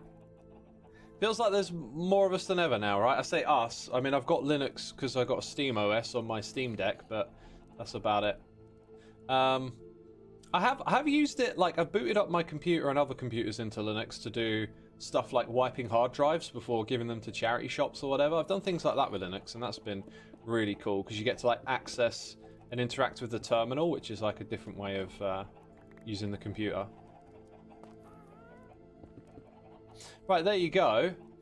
That has now aligned all of this space correctly, I believe. What is Linux? Linux is an operating system, so Windows is an operating system. You have, you have the hardware of your computer, you have software that you install onto it. Between the two is the operating system. That's what Windows is, right? It's the thing that you boot up into. If you play on a PlayStation or an Xbox, like, that has an operating system. It's just not advertised as such because the nature of the platform is a bit different. If you have a mobile phone, your operating system is either iOS or it's Android, right? These are what operating systems are. They're like the backbone for running your computer. I'm the first person you've heard of owning a Stream Deck. Yeah, I really, it's really strange. The timing of me buying the Steam Deck was kind of like the last time I was into playing computer games, right? So I got one, had a really good time with it for a while, and then just totally lost interest in computer games. Like, I just, I don't know what it is, but, like, I just feel like doing other stuff. Like, I don't want to play a computer game, I want to play my guitar, or I want to play piano, or I want to write music, or, you know, insert thing here. Like, I just don't really want to play games as much anymore. And so now my Steam Deck just sits in the in a drawer gathering dust, but it's a really good bit of kit, and you can boot it up into, like, a OS mode, like have a desktop, and I made good use of that when I first had it. when I would go on a trip or a holiday, I could fire it up and respond to stuff happening on Hermitcraft or whatever. You know, like log into the control panel and talk to people on Discord if there was a problem. Like I could do some necessary computery stuff on the go while I'm out and about. That was super cool. But then the playing games part of it, which is what I brought it for, I've just lost interest in. Just can't be bothered. Linux is Windows for nerds. I appreciate the joke, but it's more than that. It's more than that.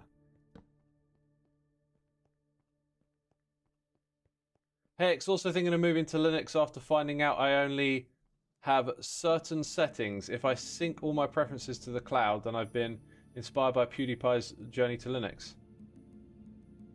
Are you saying you can sync your setup to the cloud on Linux? Also, I watched some of PewDiePie's videos on the Linux thing, and that was really inspiring too. There's been a few like little inflection points here and there where I've been nudged in that direction, and recently what's been nudging me... Oh my god, we've probably been wasting so much iron over here. And there's like no crafting bench here. What's recently nudged me is just the amount of spyware and like poor integration of AI that's been done on Windows 11. You can really see that Microsoft are, like Nvidia, abandoning their traditional client base to pursue this AI thing. And I've already had many reasons not to like Windows over the years. They've been a monopoly. There's those kind of bad practices, but now it's just like they're just chasing shareholder value again, and at the expense of the user experience on Windows 11. And so I'm kind of very motivated to get off of it. No, Windows only lets you save certain settings on your PC if you connect your account and sync everything. So I don't have a I don't have an online account on my computer on my Windows 11 install, right? Because that is a lot of iron. Sweet. I should really set up a little crafter there, but anyway. Ren's Cold Sun, good to see you, my dude. 40 months. Thank you so much. Welcome back. What was I going to reply to before I got distracted?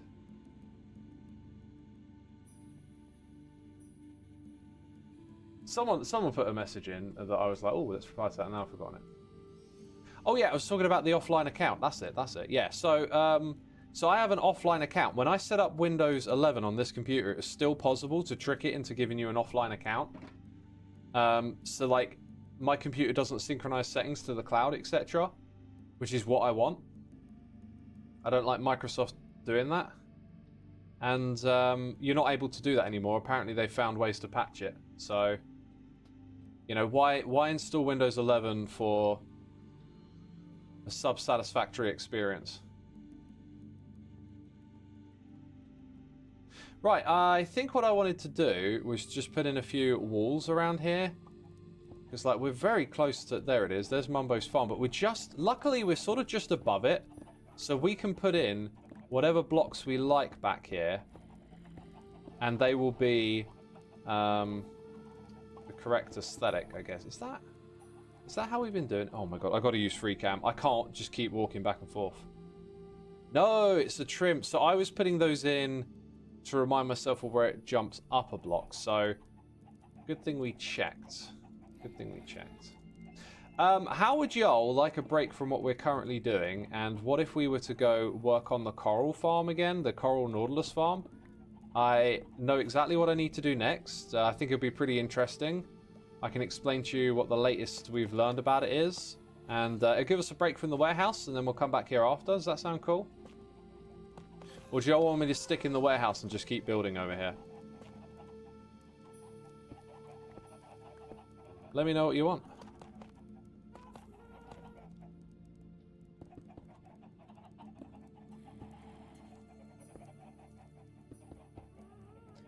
And we do need to clear a little space behind where the walls are now that I think about it. Let's go in there and do that as well. Peeps like the sound of it. Cool, yeah. Nautilus farm sounds fun. Let's do it.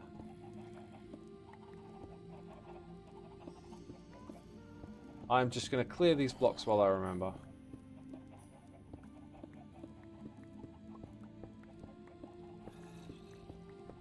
Right, that'll do, that'll do. Okay, so our bone meal farm has been running the whole time. Change up sounds good. It does, doesn't it? Yo! Look at that bone meal bias. What a great time to turn it off as it goes. That's a crazy bone meal bias. Turn that off. I like this project. I like having this space to just continuously grind and build and do little things on. So for those of you that are not in the know, we're about to go into single player and do some creative stuff. It's on a backup of the Hermitcraft world, and I've located a location in it which we're going to move our farm to and expand it. And I'm going to have to think fast and be smart about this. But let me tell you what the latest with this project is. We've discovered, I say we, Sakura discovered, but they've been a huge help in figuring stuff out here. Discovered that there's a thing in the code that stops... Carpet is stopping drowns from spawn. There's a bug in Carpet that stops drowns from spawn. You know, of all the times I choose to use Carpet, it's got a bug in it that affects the very project that I want to do. Now, this drowned is the only one that spawned after 10 days of tick sprint, and a little bit more than that as well. So I think that, like, this farm is just... That's not a big enough space. And usually the idea is that you need, like enough space to then like the difference is like space and time, right? Smaller farm, AFK longer, bigger farm, AFK for less. I thought something like that would be big enough to get at least a couple of spawns in. Even at a slow rate, you could still add it up over time. Turns out it's not going to work that way. So we need to build a bigger farm. What we're going to do is come down here and copy this thing from like corner to corner, which would be... It'd actually be that bit there. And then let's expand like... I could actually, if I expand all the way up, let's just go 192, that's definitely enough. Then I include the AFK platform as well. That makes it very interesting. Because when I go and paste this in the next location, it'll be at the correct height. Then again, I'm going to change the height and stuff, but we're going to use this as the reference. The AFK platform will be the reference, okay? So let me explain. There we go. So copy from here. We're going to move this to a new location, right? Now this new location, I'm going to have to throw up my hotkeys and tell you what's going on here. This is a sphere. When you're inside it, it's really hard to see. When you go outside of it, you'll see it. You'll start to see a bit of it now. So there's our sphere shape. The rendering on that changed. You used to be able to see it really easy. Let's throw up our options. So that is this one here. The one in the middle we're not using anymore. Let's remove it. I should really rename these, but I remember what they are. Okay, I need that number, and then I need this one, 4720. Teleport Xisuma, that one, 4720, didn't I say? Okay, we're at a new location. Right, this location, we're going to look at the biome, and we're going to throw up the render of the biome borders. I wish we could configure this a little bit as well, because you only see a little bit of it at a time. We have lukewarm motion next to warm motion. Zombie nautilus coral spawns here, and the zombie nautilus spawns there. So I picked this spot deliberately because there's kind of like a bit of a wall here, right? Between the two. And I think we probably want to rotate our farm. What way do I want to rotate this farm? No, I think it's in the correct rotation already. Okay, the next thing I need to do is just get that AFK spot in place. Let's turn off the biome. Let's go up to here and enable this one now, and then also check what height it is, 178. Okay, so we're going to teleport to this, but 178. There's that spot. And then, can you see this circle when we look down? I have to clear that out. And if I'm going to go big on this project, I should probably go maybe just a little bit bigger than that. Maybe just as close as the land there. Oh, there's actually little bits of the land that are just coming in to need to be lit up. Either way, I kind of feel like we need a little extra wiggle room vertically. So what we're going to do is nudge it down by 2 blocks, right? And then we're going to come over here, take that down by 2 blocks, stand on top of it, and this is where we go and paste. Before I do that, I wish I had a world edit. Oh my god, I think I do have a world edit command for this. I think there might be a world edit command. Oh my goodness me. Okay, this might be a little bit cray-cray. We've got to build a perimeter, and I think actually there's a command called hollow sphere, right? Hollow sphere, stone. Our thing is 128 blocks. Let's make it 129. Oh, that's mental. That's mental. Now, next thing we do is we create... actually, we want to go set block, right? And glass. We're putting the block below us on our, like, memory in the command. Now we're going to go and we're going to use the sphere command, which is not hollow, and set it to air at 128. And that should, in theory, lag the game out because it's just doing a mental amount of blocks. This should have disappeared. Maybe air doesn't replace other blocks? Yeah, it didn't set the block because the same block was already there, chat. The point was to put the command in my memory. I think that we need to run another command.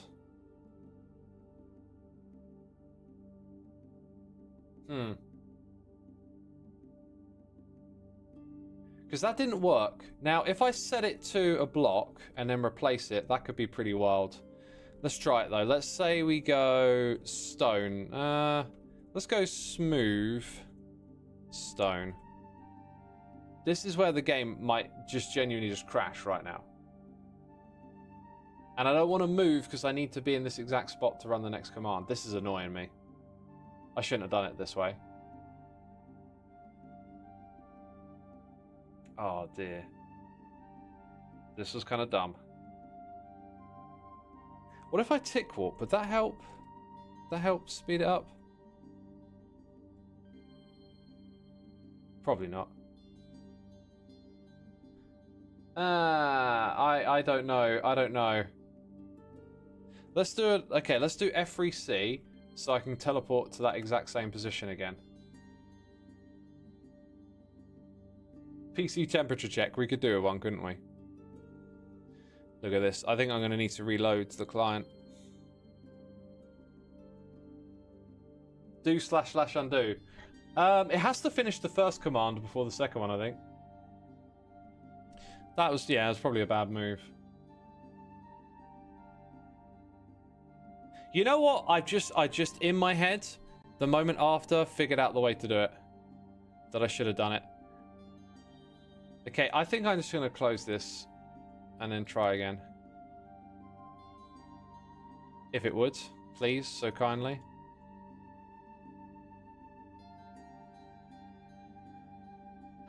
What have I done? What have I done? I'm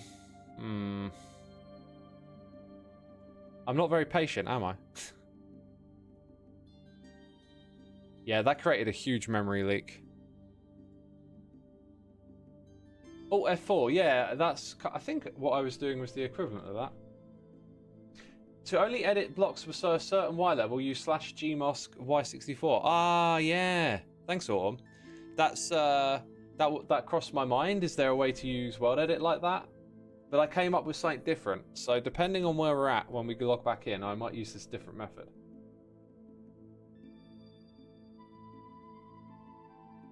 But actually, no, what you suggested can be used for the other step as well. Because I think I've missed a step in my head now. We'll see. We'll get back in and find out what's going on.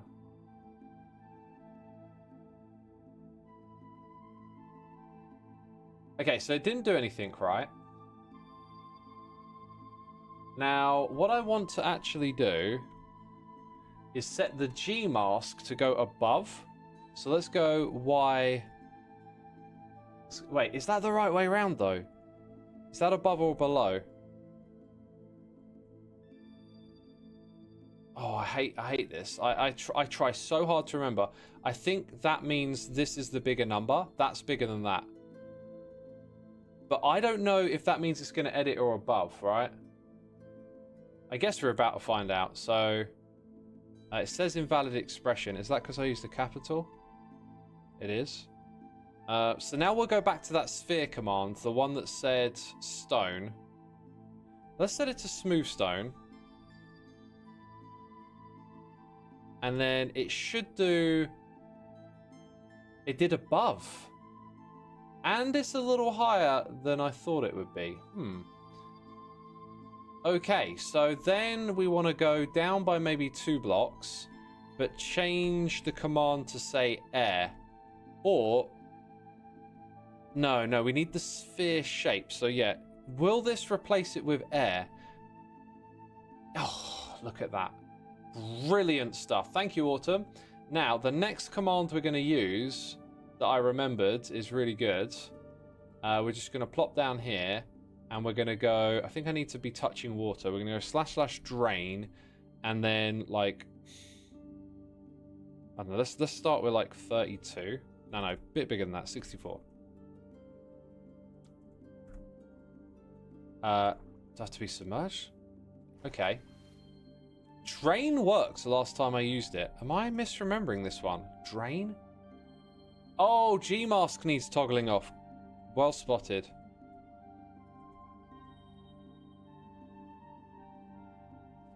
I guess I could flip the command I used before, right? So now we just set it above. Or below.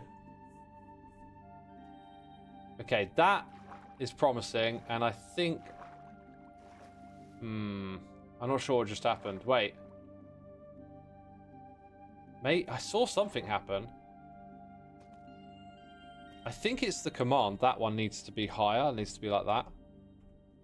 There you go. There you go. Right, and then we get some unfortunate leftovery bits. There's probably a way to do this quicker, but I think I might end up doing this manually for now.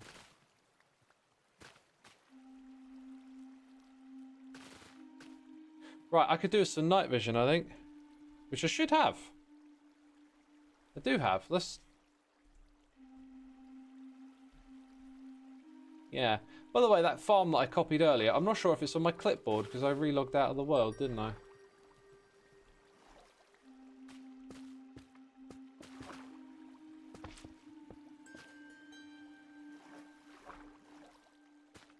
Anyway, I believe that I will have to create this structure that you see here on the server. I should have made it out of glowstone. That would have been smart.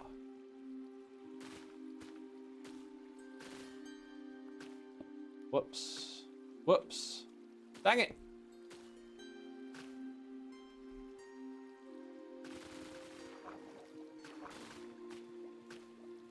I'm not sure how much of this I actually want to do, like, right now. Also, if I change it to glowstone, might that make it, it might make it, like, pop the kelp off anyway? Let's try. What am I trying to do here? Great question. Trying to build a farm. Okay, second and first positions are set. Oh, dude, this is so ugly to look at sometimes. Like, let's get rid of that. Then I want to be able to, like, expand too, like you do on this with the axiom. I want it to expand over to here, but you have to guesstimate it a bit, which is annoying. Let's go select from here to here. So if the thing was 128 blocks... then I think that means you want to go expand like 64 in each direction. And then go down by 1, 2, 3, 4, 5, 6, 7, 8, 9, 10, 11, 12, 13, 14, 15, like 16 blocks down. Let's do 17 to be extra cautious. Replace stone with glowstone. which is good for stopping things spawning. It doesn't pop off the kelp. Get that drain command back. It doesn't pop off the kelp, unfortunately. And then it creates light too close to where we're going to have our farm, which is something you've got to remember to fix. I think when I use the drain command, it's probably like draining stuff underwater that we can't see, and then creating a little bit of lag because of that.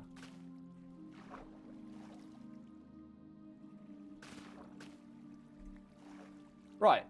That is basically a perimeter for our farm. The middle of which is here. Now I think we're going to have to go do that copy-paste stuff, right? And bring the farm over. Unless it's on the clipboard. What is on my clipboard? Yeah. Clipboard is empty. Okay. The two clipboards we're talking about. Very confusing. Let's go into the options, grab the coordinates. Be cool if like there was like a create teleport command. I don't know how often that would be useful, but kind of cool. 1784707. 47.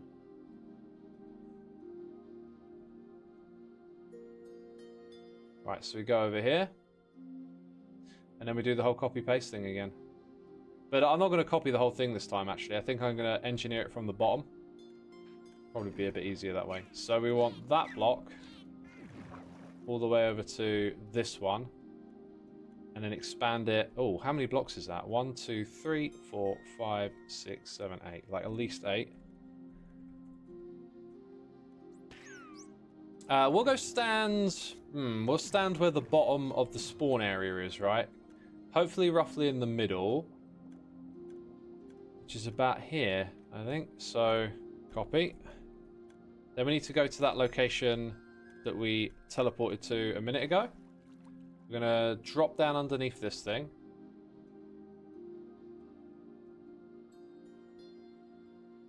Probably a good idea to turn off that biome indicator soon. And the bottom of our farm, we want it to basically be here. Okay, so we're going to paste. Yep, that'll work. And now the farm is in this new perimeter. Let's turn off the rendering. We don't need that anymore. What we do need to know is what the new height of the farm is going to be. So we are at... what height is this? This is... 58? Oh, that's actually the limit? Oh, I thought I'd lowered this down a couple of blocks. Huh. I'm a bit concerned now. I thought we lowered this down a couple of blocks, and yeah, apparently it's the same. Let's undo. No, let's not. Let's not. This is important because the AFK spot is like linked to this here. And we're just one block above it, which is where we want to be. We can expand it a little bit to either side. This is unfortunate. It maybe turns out that this whole shape needs to be even bigger. Okay. Let's undo. Oh, I put a stone block there. Okay, that's good, that's good. So I want to go one block higher than that and paste. That's good. Right, now that we got that done, we've got bits of redstone popping off. We want to come in here.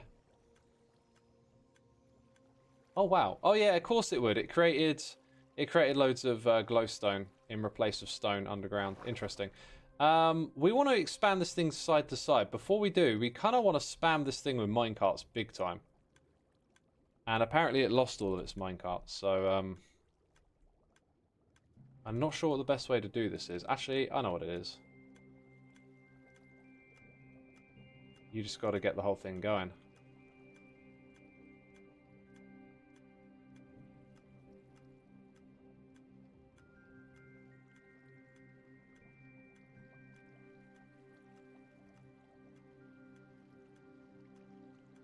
Right, so we kind of want this thing full to the brim, is the idea. Might take a minute to figure out what that is. That to me looks like it's full to the brim. So continuous streak of minecarts, that's good.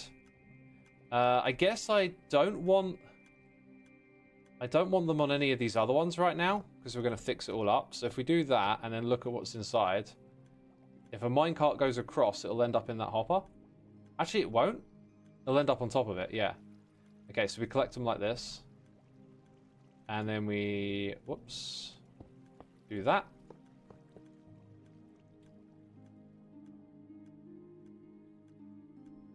Okay, so far so good.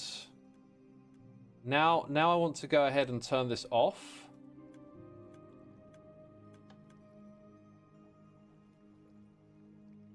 And how many are in there? Like, there's room for one more in the system, is what that says. Now we're going to go and use this tool to take from there to here and stack it all the way. No. Oh, do I need to do an undo? I think, oh, no, what? That just deleted it. Okay, that was weird.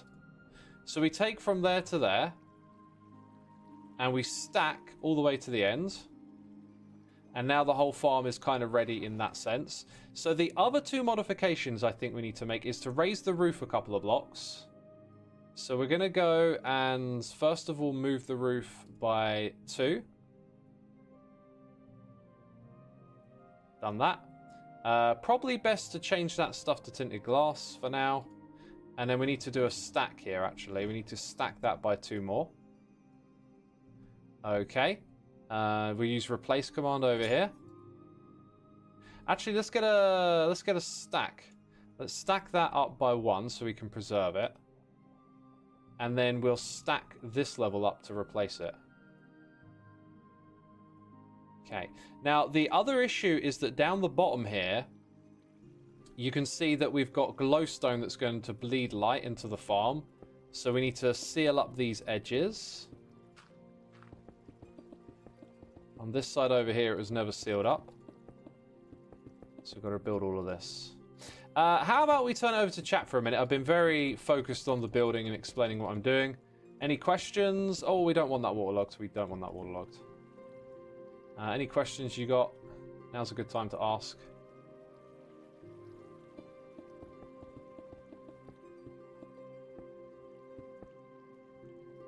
I kind of don't want that like that.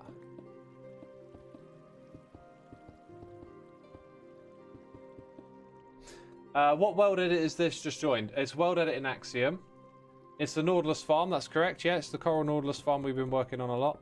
Oh, I've had my noises in the air off the screen for a minute. And I've missed Maglaw Starcutter coming in for 2 months. With a very nice message. Thank you ever so much. And Unwoven Rainbow gifting a sub to Autumn. Appreciate it. Thank you. Right, here's what we're going to do. We're going to expand this farm. I don't know what we're going to do. Oh, God. I was going to take messages from chat, but I have to start thinking again. I mean, what type of farm is this? It's going to be a zombie Nautilus farm and a zombie coral farm is the idea. The thing we need to do is, like, encase either end so that light doesn't bleed through to the magma block. That is difficult to do here because of the hoppers. And then difficult to do again because of the cactus. So some light leaks into the farm. Therefore, I think what we need to do is something like this. Yeah, I'm just gonna plaster it around. Then you need like the extra one there. Right, and then underneath you need just this, I think. Let's get rid of that bit. This should stop the bleeding of light into the farm is the idea. So no light should bleed into the farm, but we can see it in action. Okay, so then we're going to use the stack tool from here to there. To go all the way to that bit. Come around here. Apparently I missed some bits.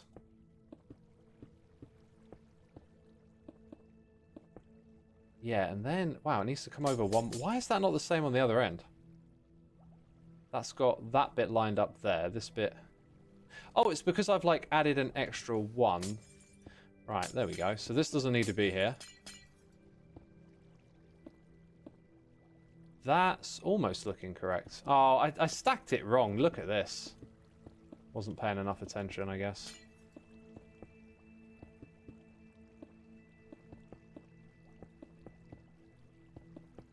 Okay.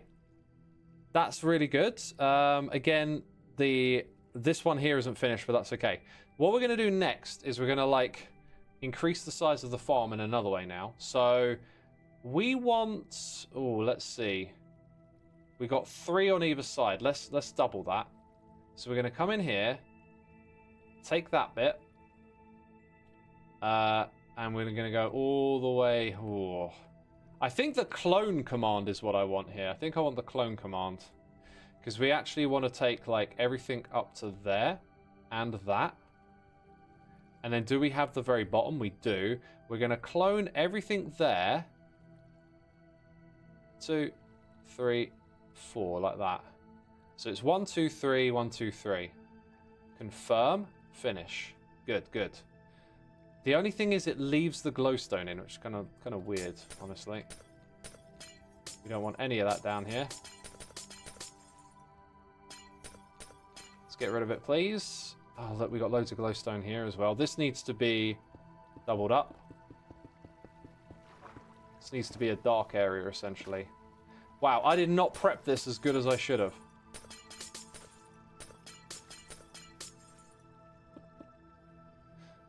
Can I use that drain? The drain command is not the correct thing to use here. Let's use a sponge. Because it will break some of the stuff in the farm above. Right, and then it's just flowing in from the side. That's fine, we can deal with that.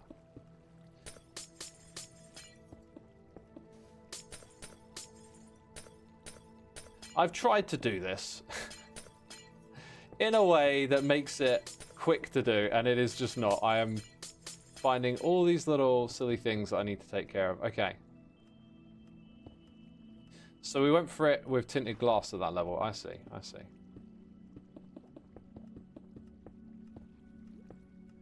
Right, I guess that means what I need to do is get the stack commands so that we can take that down to the next level. Confirm. Then we want to use the sponge in here. Can you see how it just got darker? That's because we're doing the right thing. Yo, it filled up loads of this. And it ruined my redstone. Of course it would. Oh, my God. Oh, my God. This is just relentless. Oh, you absolute dummy. Where did that place? It sounded like it placed it somewhere. I can't see where it placed. Okay. We need to stack this all the way across there. Then we need to come around here and stack that one. Except we can't, so we're going to go to there. Ah, that doesn't work.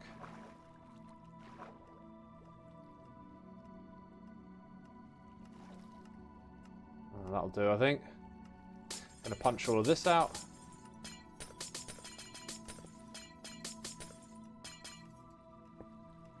Right, because remember the goal here is to not have any of the light get inside the farm.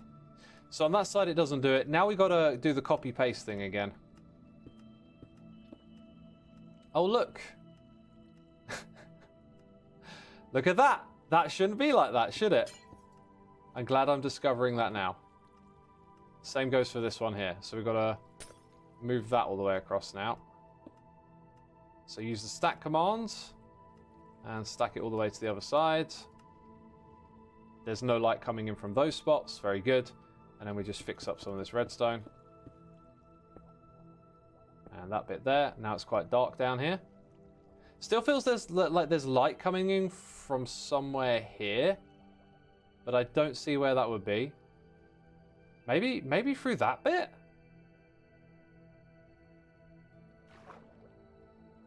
Oh, yeah. Where are we? Light levels. Oh, they're not on here. They're not on here.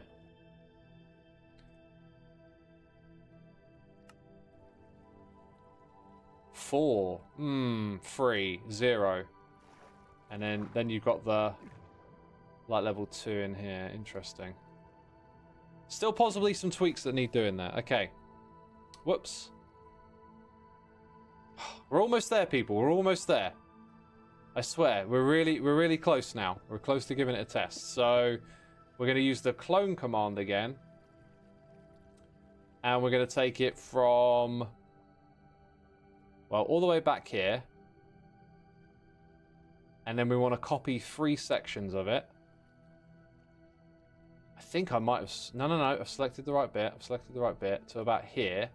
And then we just need to make sure that we get the lowest block in this section, which is there.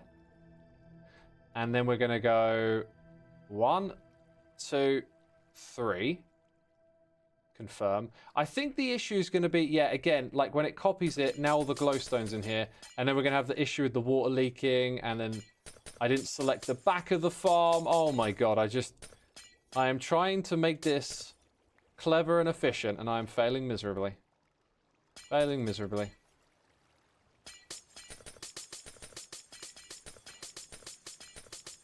I thought this would be a quick one, chat. I'm so sorry.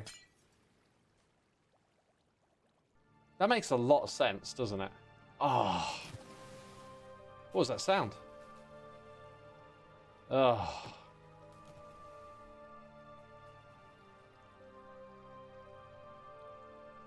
Minecart? Okay, that's gone. Let's try again. Maybe throw down a sponge in this area first.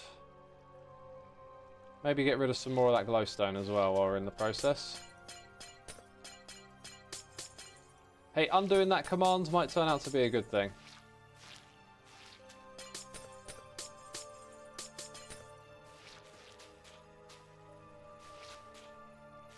Okay.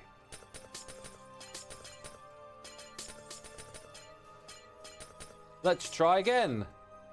Surely this one will be more successful. Okay, so we're going to use the clone command. We are moving the whole thing. So we make sure that we get the height of it. Then we need to get the depth of it, like as low as it goes. And then we need to get the correct width. So we want to move 3 sections of this across, which is there. And so we're going to go like that.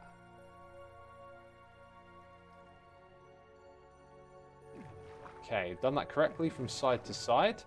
Whew! We're getting close. The water didn't quite ruin my day, thank goodness. Let's get the stack command and take that all the way across.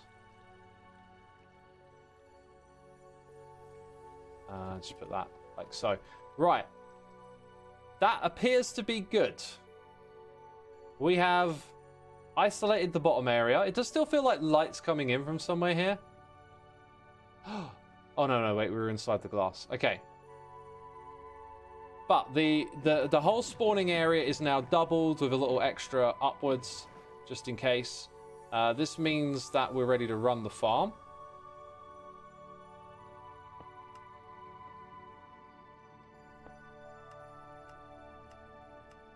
Whoo! Oh, why none over here?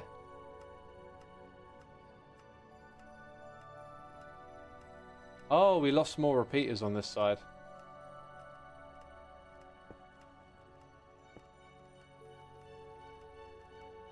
Whew. There it is, my friends. That's the farm. Now, I guess we also do this. And take it all the way up to our AFK point. Which I can't even see. There it is. I've spotted it. It's close to it.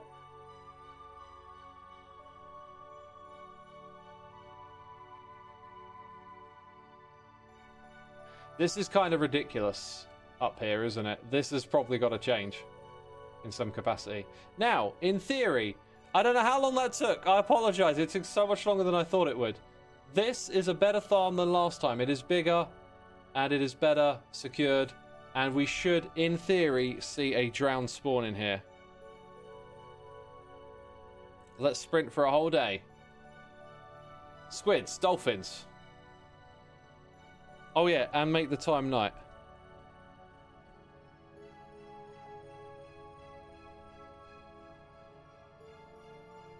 It's not looking good. It's not looking good. I don't know, like... They're supposed to be here, but they're not. I don't know what to say. Libby Hellish, thank you so much for your 2 months, by the way. Appreciate you subscribing. Do the magma blocks give off too much light? They do give off a couple of levels, I think. This is really weird, though, because like it really feels like a drown should surely now be able to spawn here. We've got a perfect perimeter, and we've got... You know, the farm is... You can see it's got an issue with dolphins. It may be that I need a different approach, but we're not seeing the spawns. That's what's driving me nuts here. We get nautilus, but we don't get zombie or coral nautilus, and we should be getting them through drowns. Glowstone is too bright, maybe. No. This is built out of tinted glass. There's no light from the glowstone in here, right? Would this be better to build in a river? I would get 0 spawns if we built it in a river. We built it in the correct biome. Do I have carpet mode still enabled? Nope, carpet's disabled because it stops drowns from spawning. So, I don't know what to do. No roof. This roof is made out of tinted glass. I'm too close. I'm not. I'm at the perfect AFK distance. I'm not on peaceful. I'm on hard mode. We did already check the light levels and we found out that they were adequate.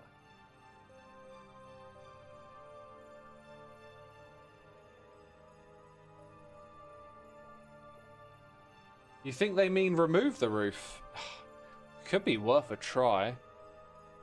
Could be... Yeah, could be worth a try. Okay, we'll do that. We'll give that a try. Not much to lose by removing the roof. I don't know why that would influence the spawning, but let's go. Also, I think we're probably safe from some of the glowstone, but maybe if we go and, like, remove the closest blocks... then it probably definitely won't be reaching that level, right? Hopefully. So if there is some like light pollution from the glowstone, hopefully we are avoiding it now. Then I'll head back up the top. You're not believing enough! Oh my god. Are all the water blocks source blocks? Yes, they are. Deep ocean biome. Nope, lukewarm and warm because of the 2 mobs that we want to get out of this farm.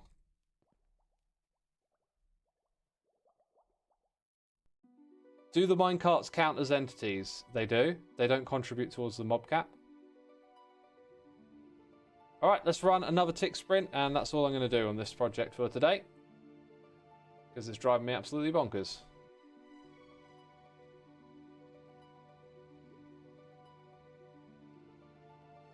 We got a nautilus at least. Oh, do you know what? When I placed that redstone over here, it removed the water source block. So, like, set block. Go 1 above. Oh, it's not the camera count. It's up top. Never mind. It's not working. So the mystery continues. Let's go fix that real quick. Because now it's very obvious to me why that's not working.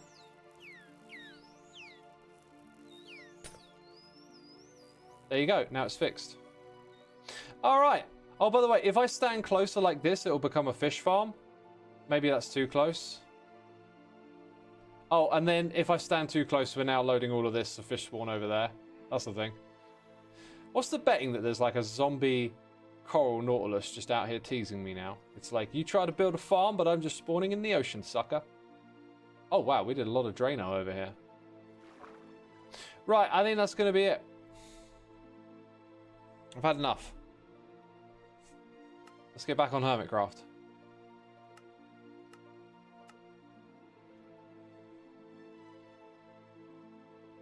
Let's get back on Hermitcraft.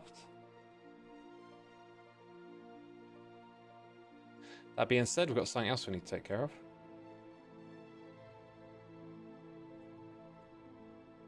Anyway, how did y'all enjoy that, seeing some engineering? Did you learn anything?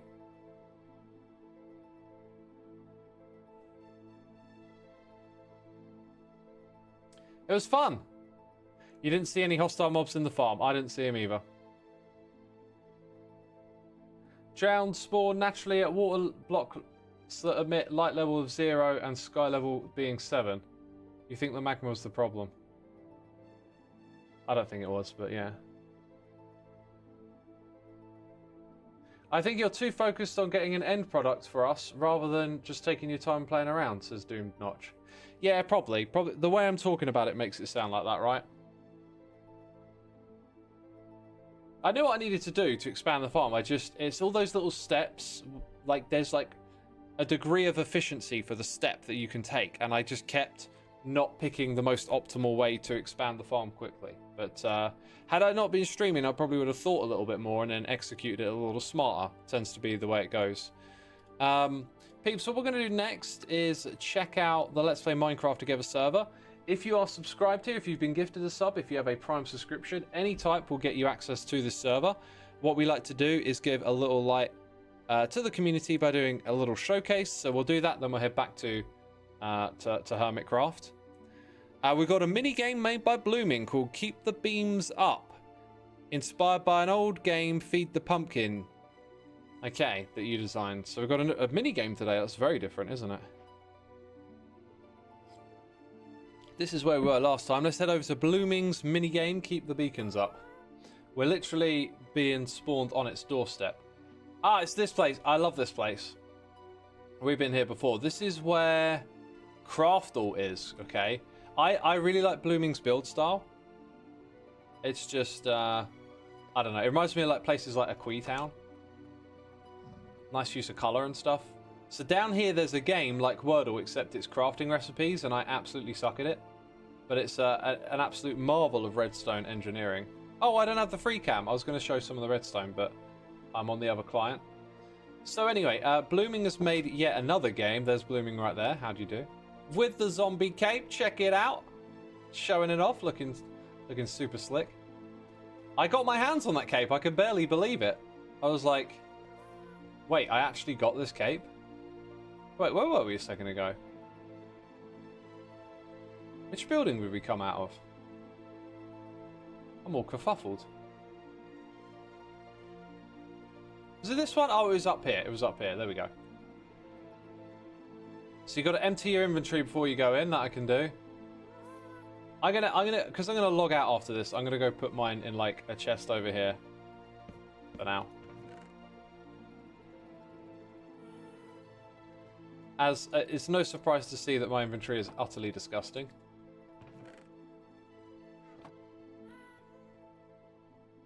Let's go into survival as well. It's probably quite likely I'm supposed to play it that way anyway.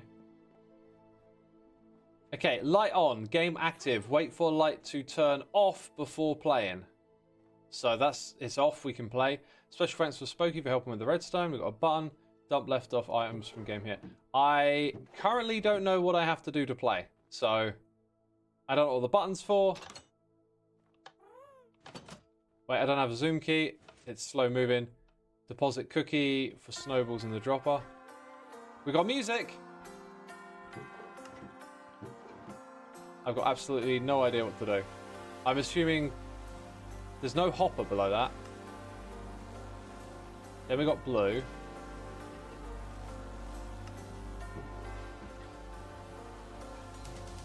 There's target blocks, but I don't have a bow and arrow.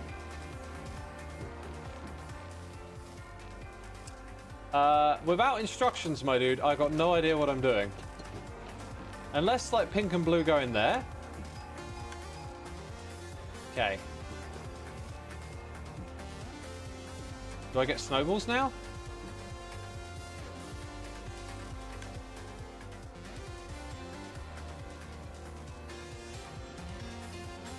I don't know what's going on.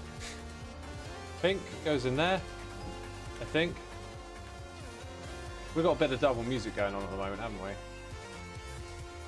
Let's pause that.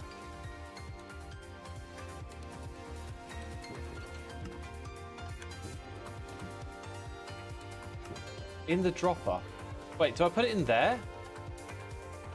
Okay. Then I get another one?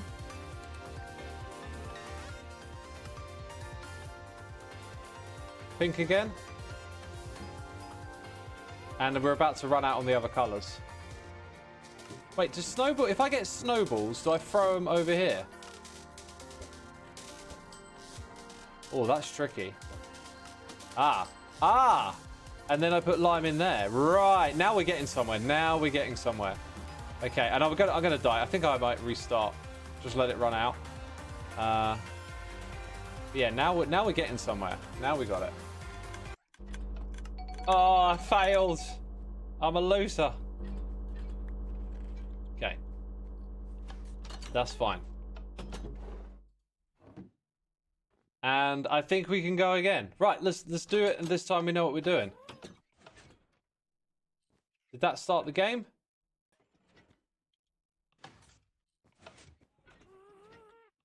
No? Oh, there it goes. There it goes. All right, here we go. So, put it in. Put it in. Got a purple and an orange.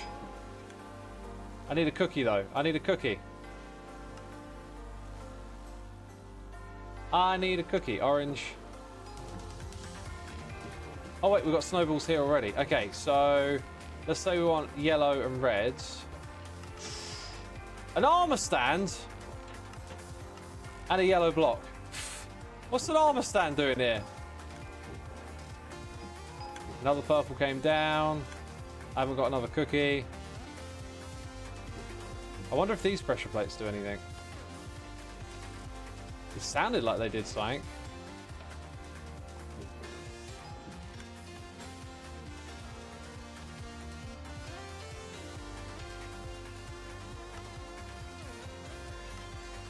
There we go, cookie. Put the cookie in there. Press the button, get the snowball. Sweet. What one do I need? Probably this one over here. Got it. Okay, those two go in there. This one goes over here. I've got another cookie. Place the cookies in here. Press that twice. Okay. Now I collect my snowballs. Now we check. Whoa, whoa, whoa, whoa, whoa, whoa, whoa. Too low, too low.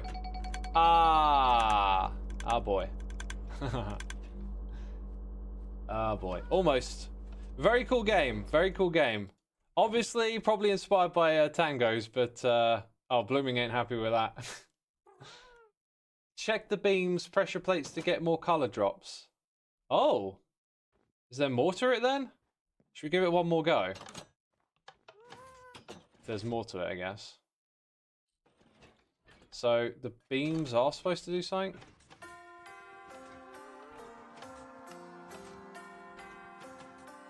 Right, that gave me a cookie. I'll take that.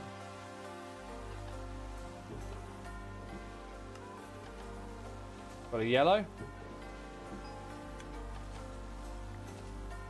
If they go off, stand on the pressure plate. But if what goes off? Okay. What color do we need? This one over here. Dang it, my aiming's terrible. Right, and I've got to try and stand on these pressure plates. Let's put those two in, red over here. Sort the cookie out. Okay, which one do we need the most? Probably orange. And I got an armor stand, again. Right, stand on pressure plates.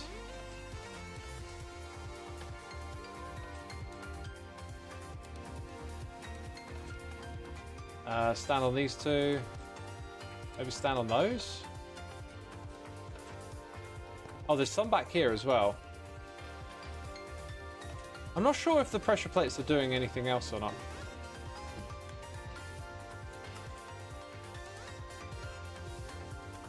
Oh, there we go. That pushed it up by one. stand longer. So I am supposed to stand here for something. Or put the arm stand on it. Could really do with some instructions for that. So, does that then boost that or something?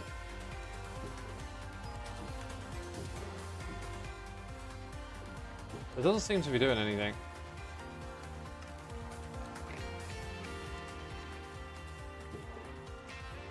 That does though, that helps it. Oh wait, I was gonna go stand on one and then I was like, maybe time to do the cookie.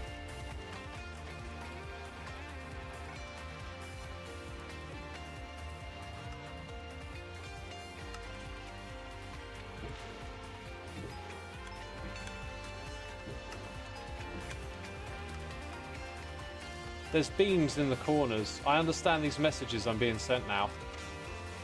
And then the beam comes up. Yeah, you gotta put in instructions.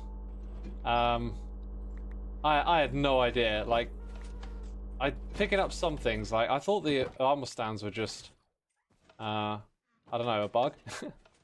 I'd say a couple of things. One, put in an instruction book, and two, it kind of feels like when you play a game when you're sort of like stood in one spot, I feel like you need a bit more movement. Like if this were like a bigger room and you had to move around a little bit more, it'd feel a little bit more involved, I'd say. But otherwise, like really cool concept. Cool game. It's a puzzle, you figure it out as you go along. Oh, fair enough. It's like I'm here to showcase your game for like a couple of minutes. It just feels wrong for me to like not know what the heck is going on and then that be it. You know what I mean? Like I wanted to be able to like make it clear what's going on in the game, and I had no clue. So if it's a puzzle, if it says figure it out how to beat it at the beginning, that would go a long way, I think. I'm gonna put that on my head. Oh, I can't. Oh, I don't know how to do that. I don't know how it's done. The lack of instructions is part of the game. That should be stated. That really should be stated, because then you know you got to be a bit more like observing, experimenting. I just thought like a instruction book hadn't been written, so I assumed there was a way to play it, but I didn't know what it was. Anyways, that was Blooming's puzzle. Load of crazy redstone below it that went into it as well. And did we turn this off last time? Yeah, we did, because we got tons and tons of bone meal. Tons and tons of bone meal. We got the layout kind of figured out a little bit over here. I want to build a bit more of it. What happened to our music? There we go. Let's see what blocks I left behind that are related to what we're doing in the corner over there.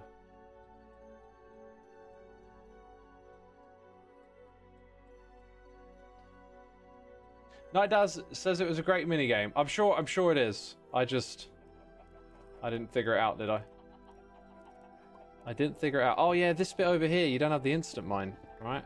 Got to walk back to where the beacon is to get it.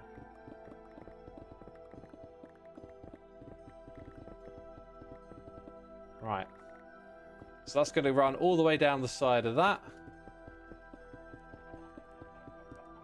Lodestone with an iron farm and the amount of stone we got is kind of like an inexpensive block, which I like. Ah, it goes all the way across there now. So now we want to do a bit of digging just behind the scenes, and then we run out of Instamine. So where do I walk back to get it again? Autumn, so X, if you could instantly learn a new skill right now, what it would be? That's a super interesting question. Can I learn the skill of learning any skill I want instantaneously? It's the old genie. I wish for another genie in a bottle thing, right? I wish for infinite wishes. That is honestly, that's such a great skill. Now I'm learning to play piano, so I'm currently working on. I'm currently working on a new skill by playing piano. I think I might be coming towards an answer all of a sudden, but here's the thing: I kind of like the process of learning, right? So, do I want to instantaneously learn how to play piano? I kind of like learning.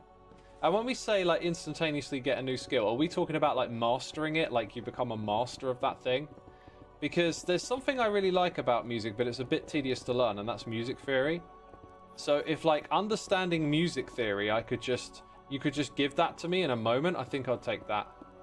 I think that'd be incredibly beneficial, and immediately I would just, like, advance my songwriting capabilities and stuff, right? That sounds like a pretty good win to me. Mizuki says, yeah, learning is the fun part. It is, right? It is. Ultimate Wager, thank you for 7 months, my dude. Appreciate your support. Welcome on in. Hope you're doing well. Maybe a skill that enabled you to learn some things that otherwise is difficult, like mastering maths will make physics easier. Oh my god, I could learn physics. What is the limit of this skill? Like, because physics is, you know, it's a, how would you describe it? It's like, it's an unfolding thing. Like, we are this far into physics, right? We know this much about it, but there's more to learn. So, like, do I get to learn everything about physics? The stuff we haven't learned yet? Like, cool, can you imagine that? Just coming in and, like, solving, like, all the stuff with quantum physics. Just coming in and being like, I got the answers, fellas. I got the answers. Turns out God does play dice with the universe. And so do I. And I just throw some dice on the table and walk off and make the nerdiest exit ever. I would like to be Laplace's demon. Yes, I know exactly what that is. To be able to, like, understand everything all at once. That would honestly be incredible, to just understand the mysteries of the universe. Like, to just be given that in an instant. That would be mind-blowing. I bet your cognitive brain couldn't even handle understanding how the universe works. I bet it would just collapse. It would just be like, I am too simple to I am too small of a brain to comprehend this. Is this the little, this is the little connection to Mumbo's area? Yeah. I'm gonna go ahead and, oops. One, make sure it's well lit. We got Imagineer Dave coming in with a raid. Thank you, Dave, for the raid. I like the username. Welcome everyone, we're playing Hermitcraft and we're working on the warehouse that is next door to Mumbo. And my inventory is disgustingly full once again. So we want a gap of 1, 2, 3 and then it starts up again like that, right? Luckily for me, I can make a few more.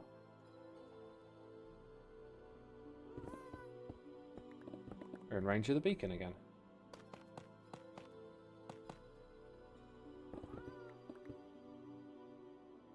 1, 2, 3, dot dot, 1, 2, 3, and then a dot dot here. A couple of torches around this area because it's getting a bit gloomy. And then let's put in some more of this.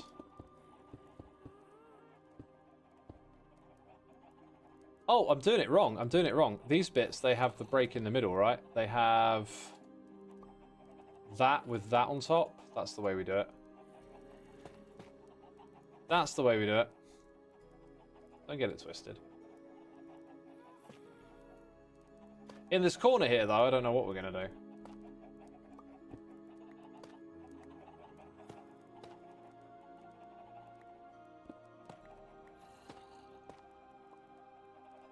Is that right or is that wrong? That's wrong. Twice wrong. Yo, the last Psycho! Thank you so much for 56 months, my dude. Appreciate it. Hope you're enjoying the stream.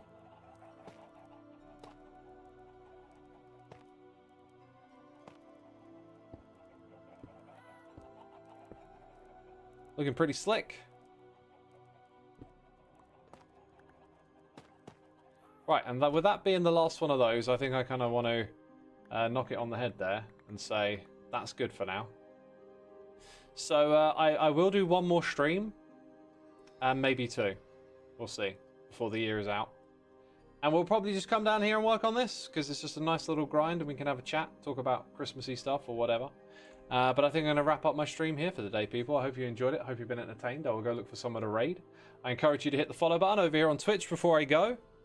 If you're watching on YouTube, that's where I primarily stream. So YouTube streams are, you know, one and far between. We'll go find someone to raid. I don't think any other hermits will be streaming. Oh, wait, no, I was wrong. XB Crafted is streaming. Let me send you over to XB, people. the Hermitcraft action continues. Stick around. If you're watching on YouTube, come over to Twitch. XB will keep you entertained here on Hermitcraft, and I'm going to bounce and enjoy my Christmas Eve. So thank you, everyone. Thank you for your lovely messages. Enjoy the raid. Have a great Christmas. See you all soon. Bye-bye.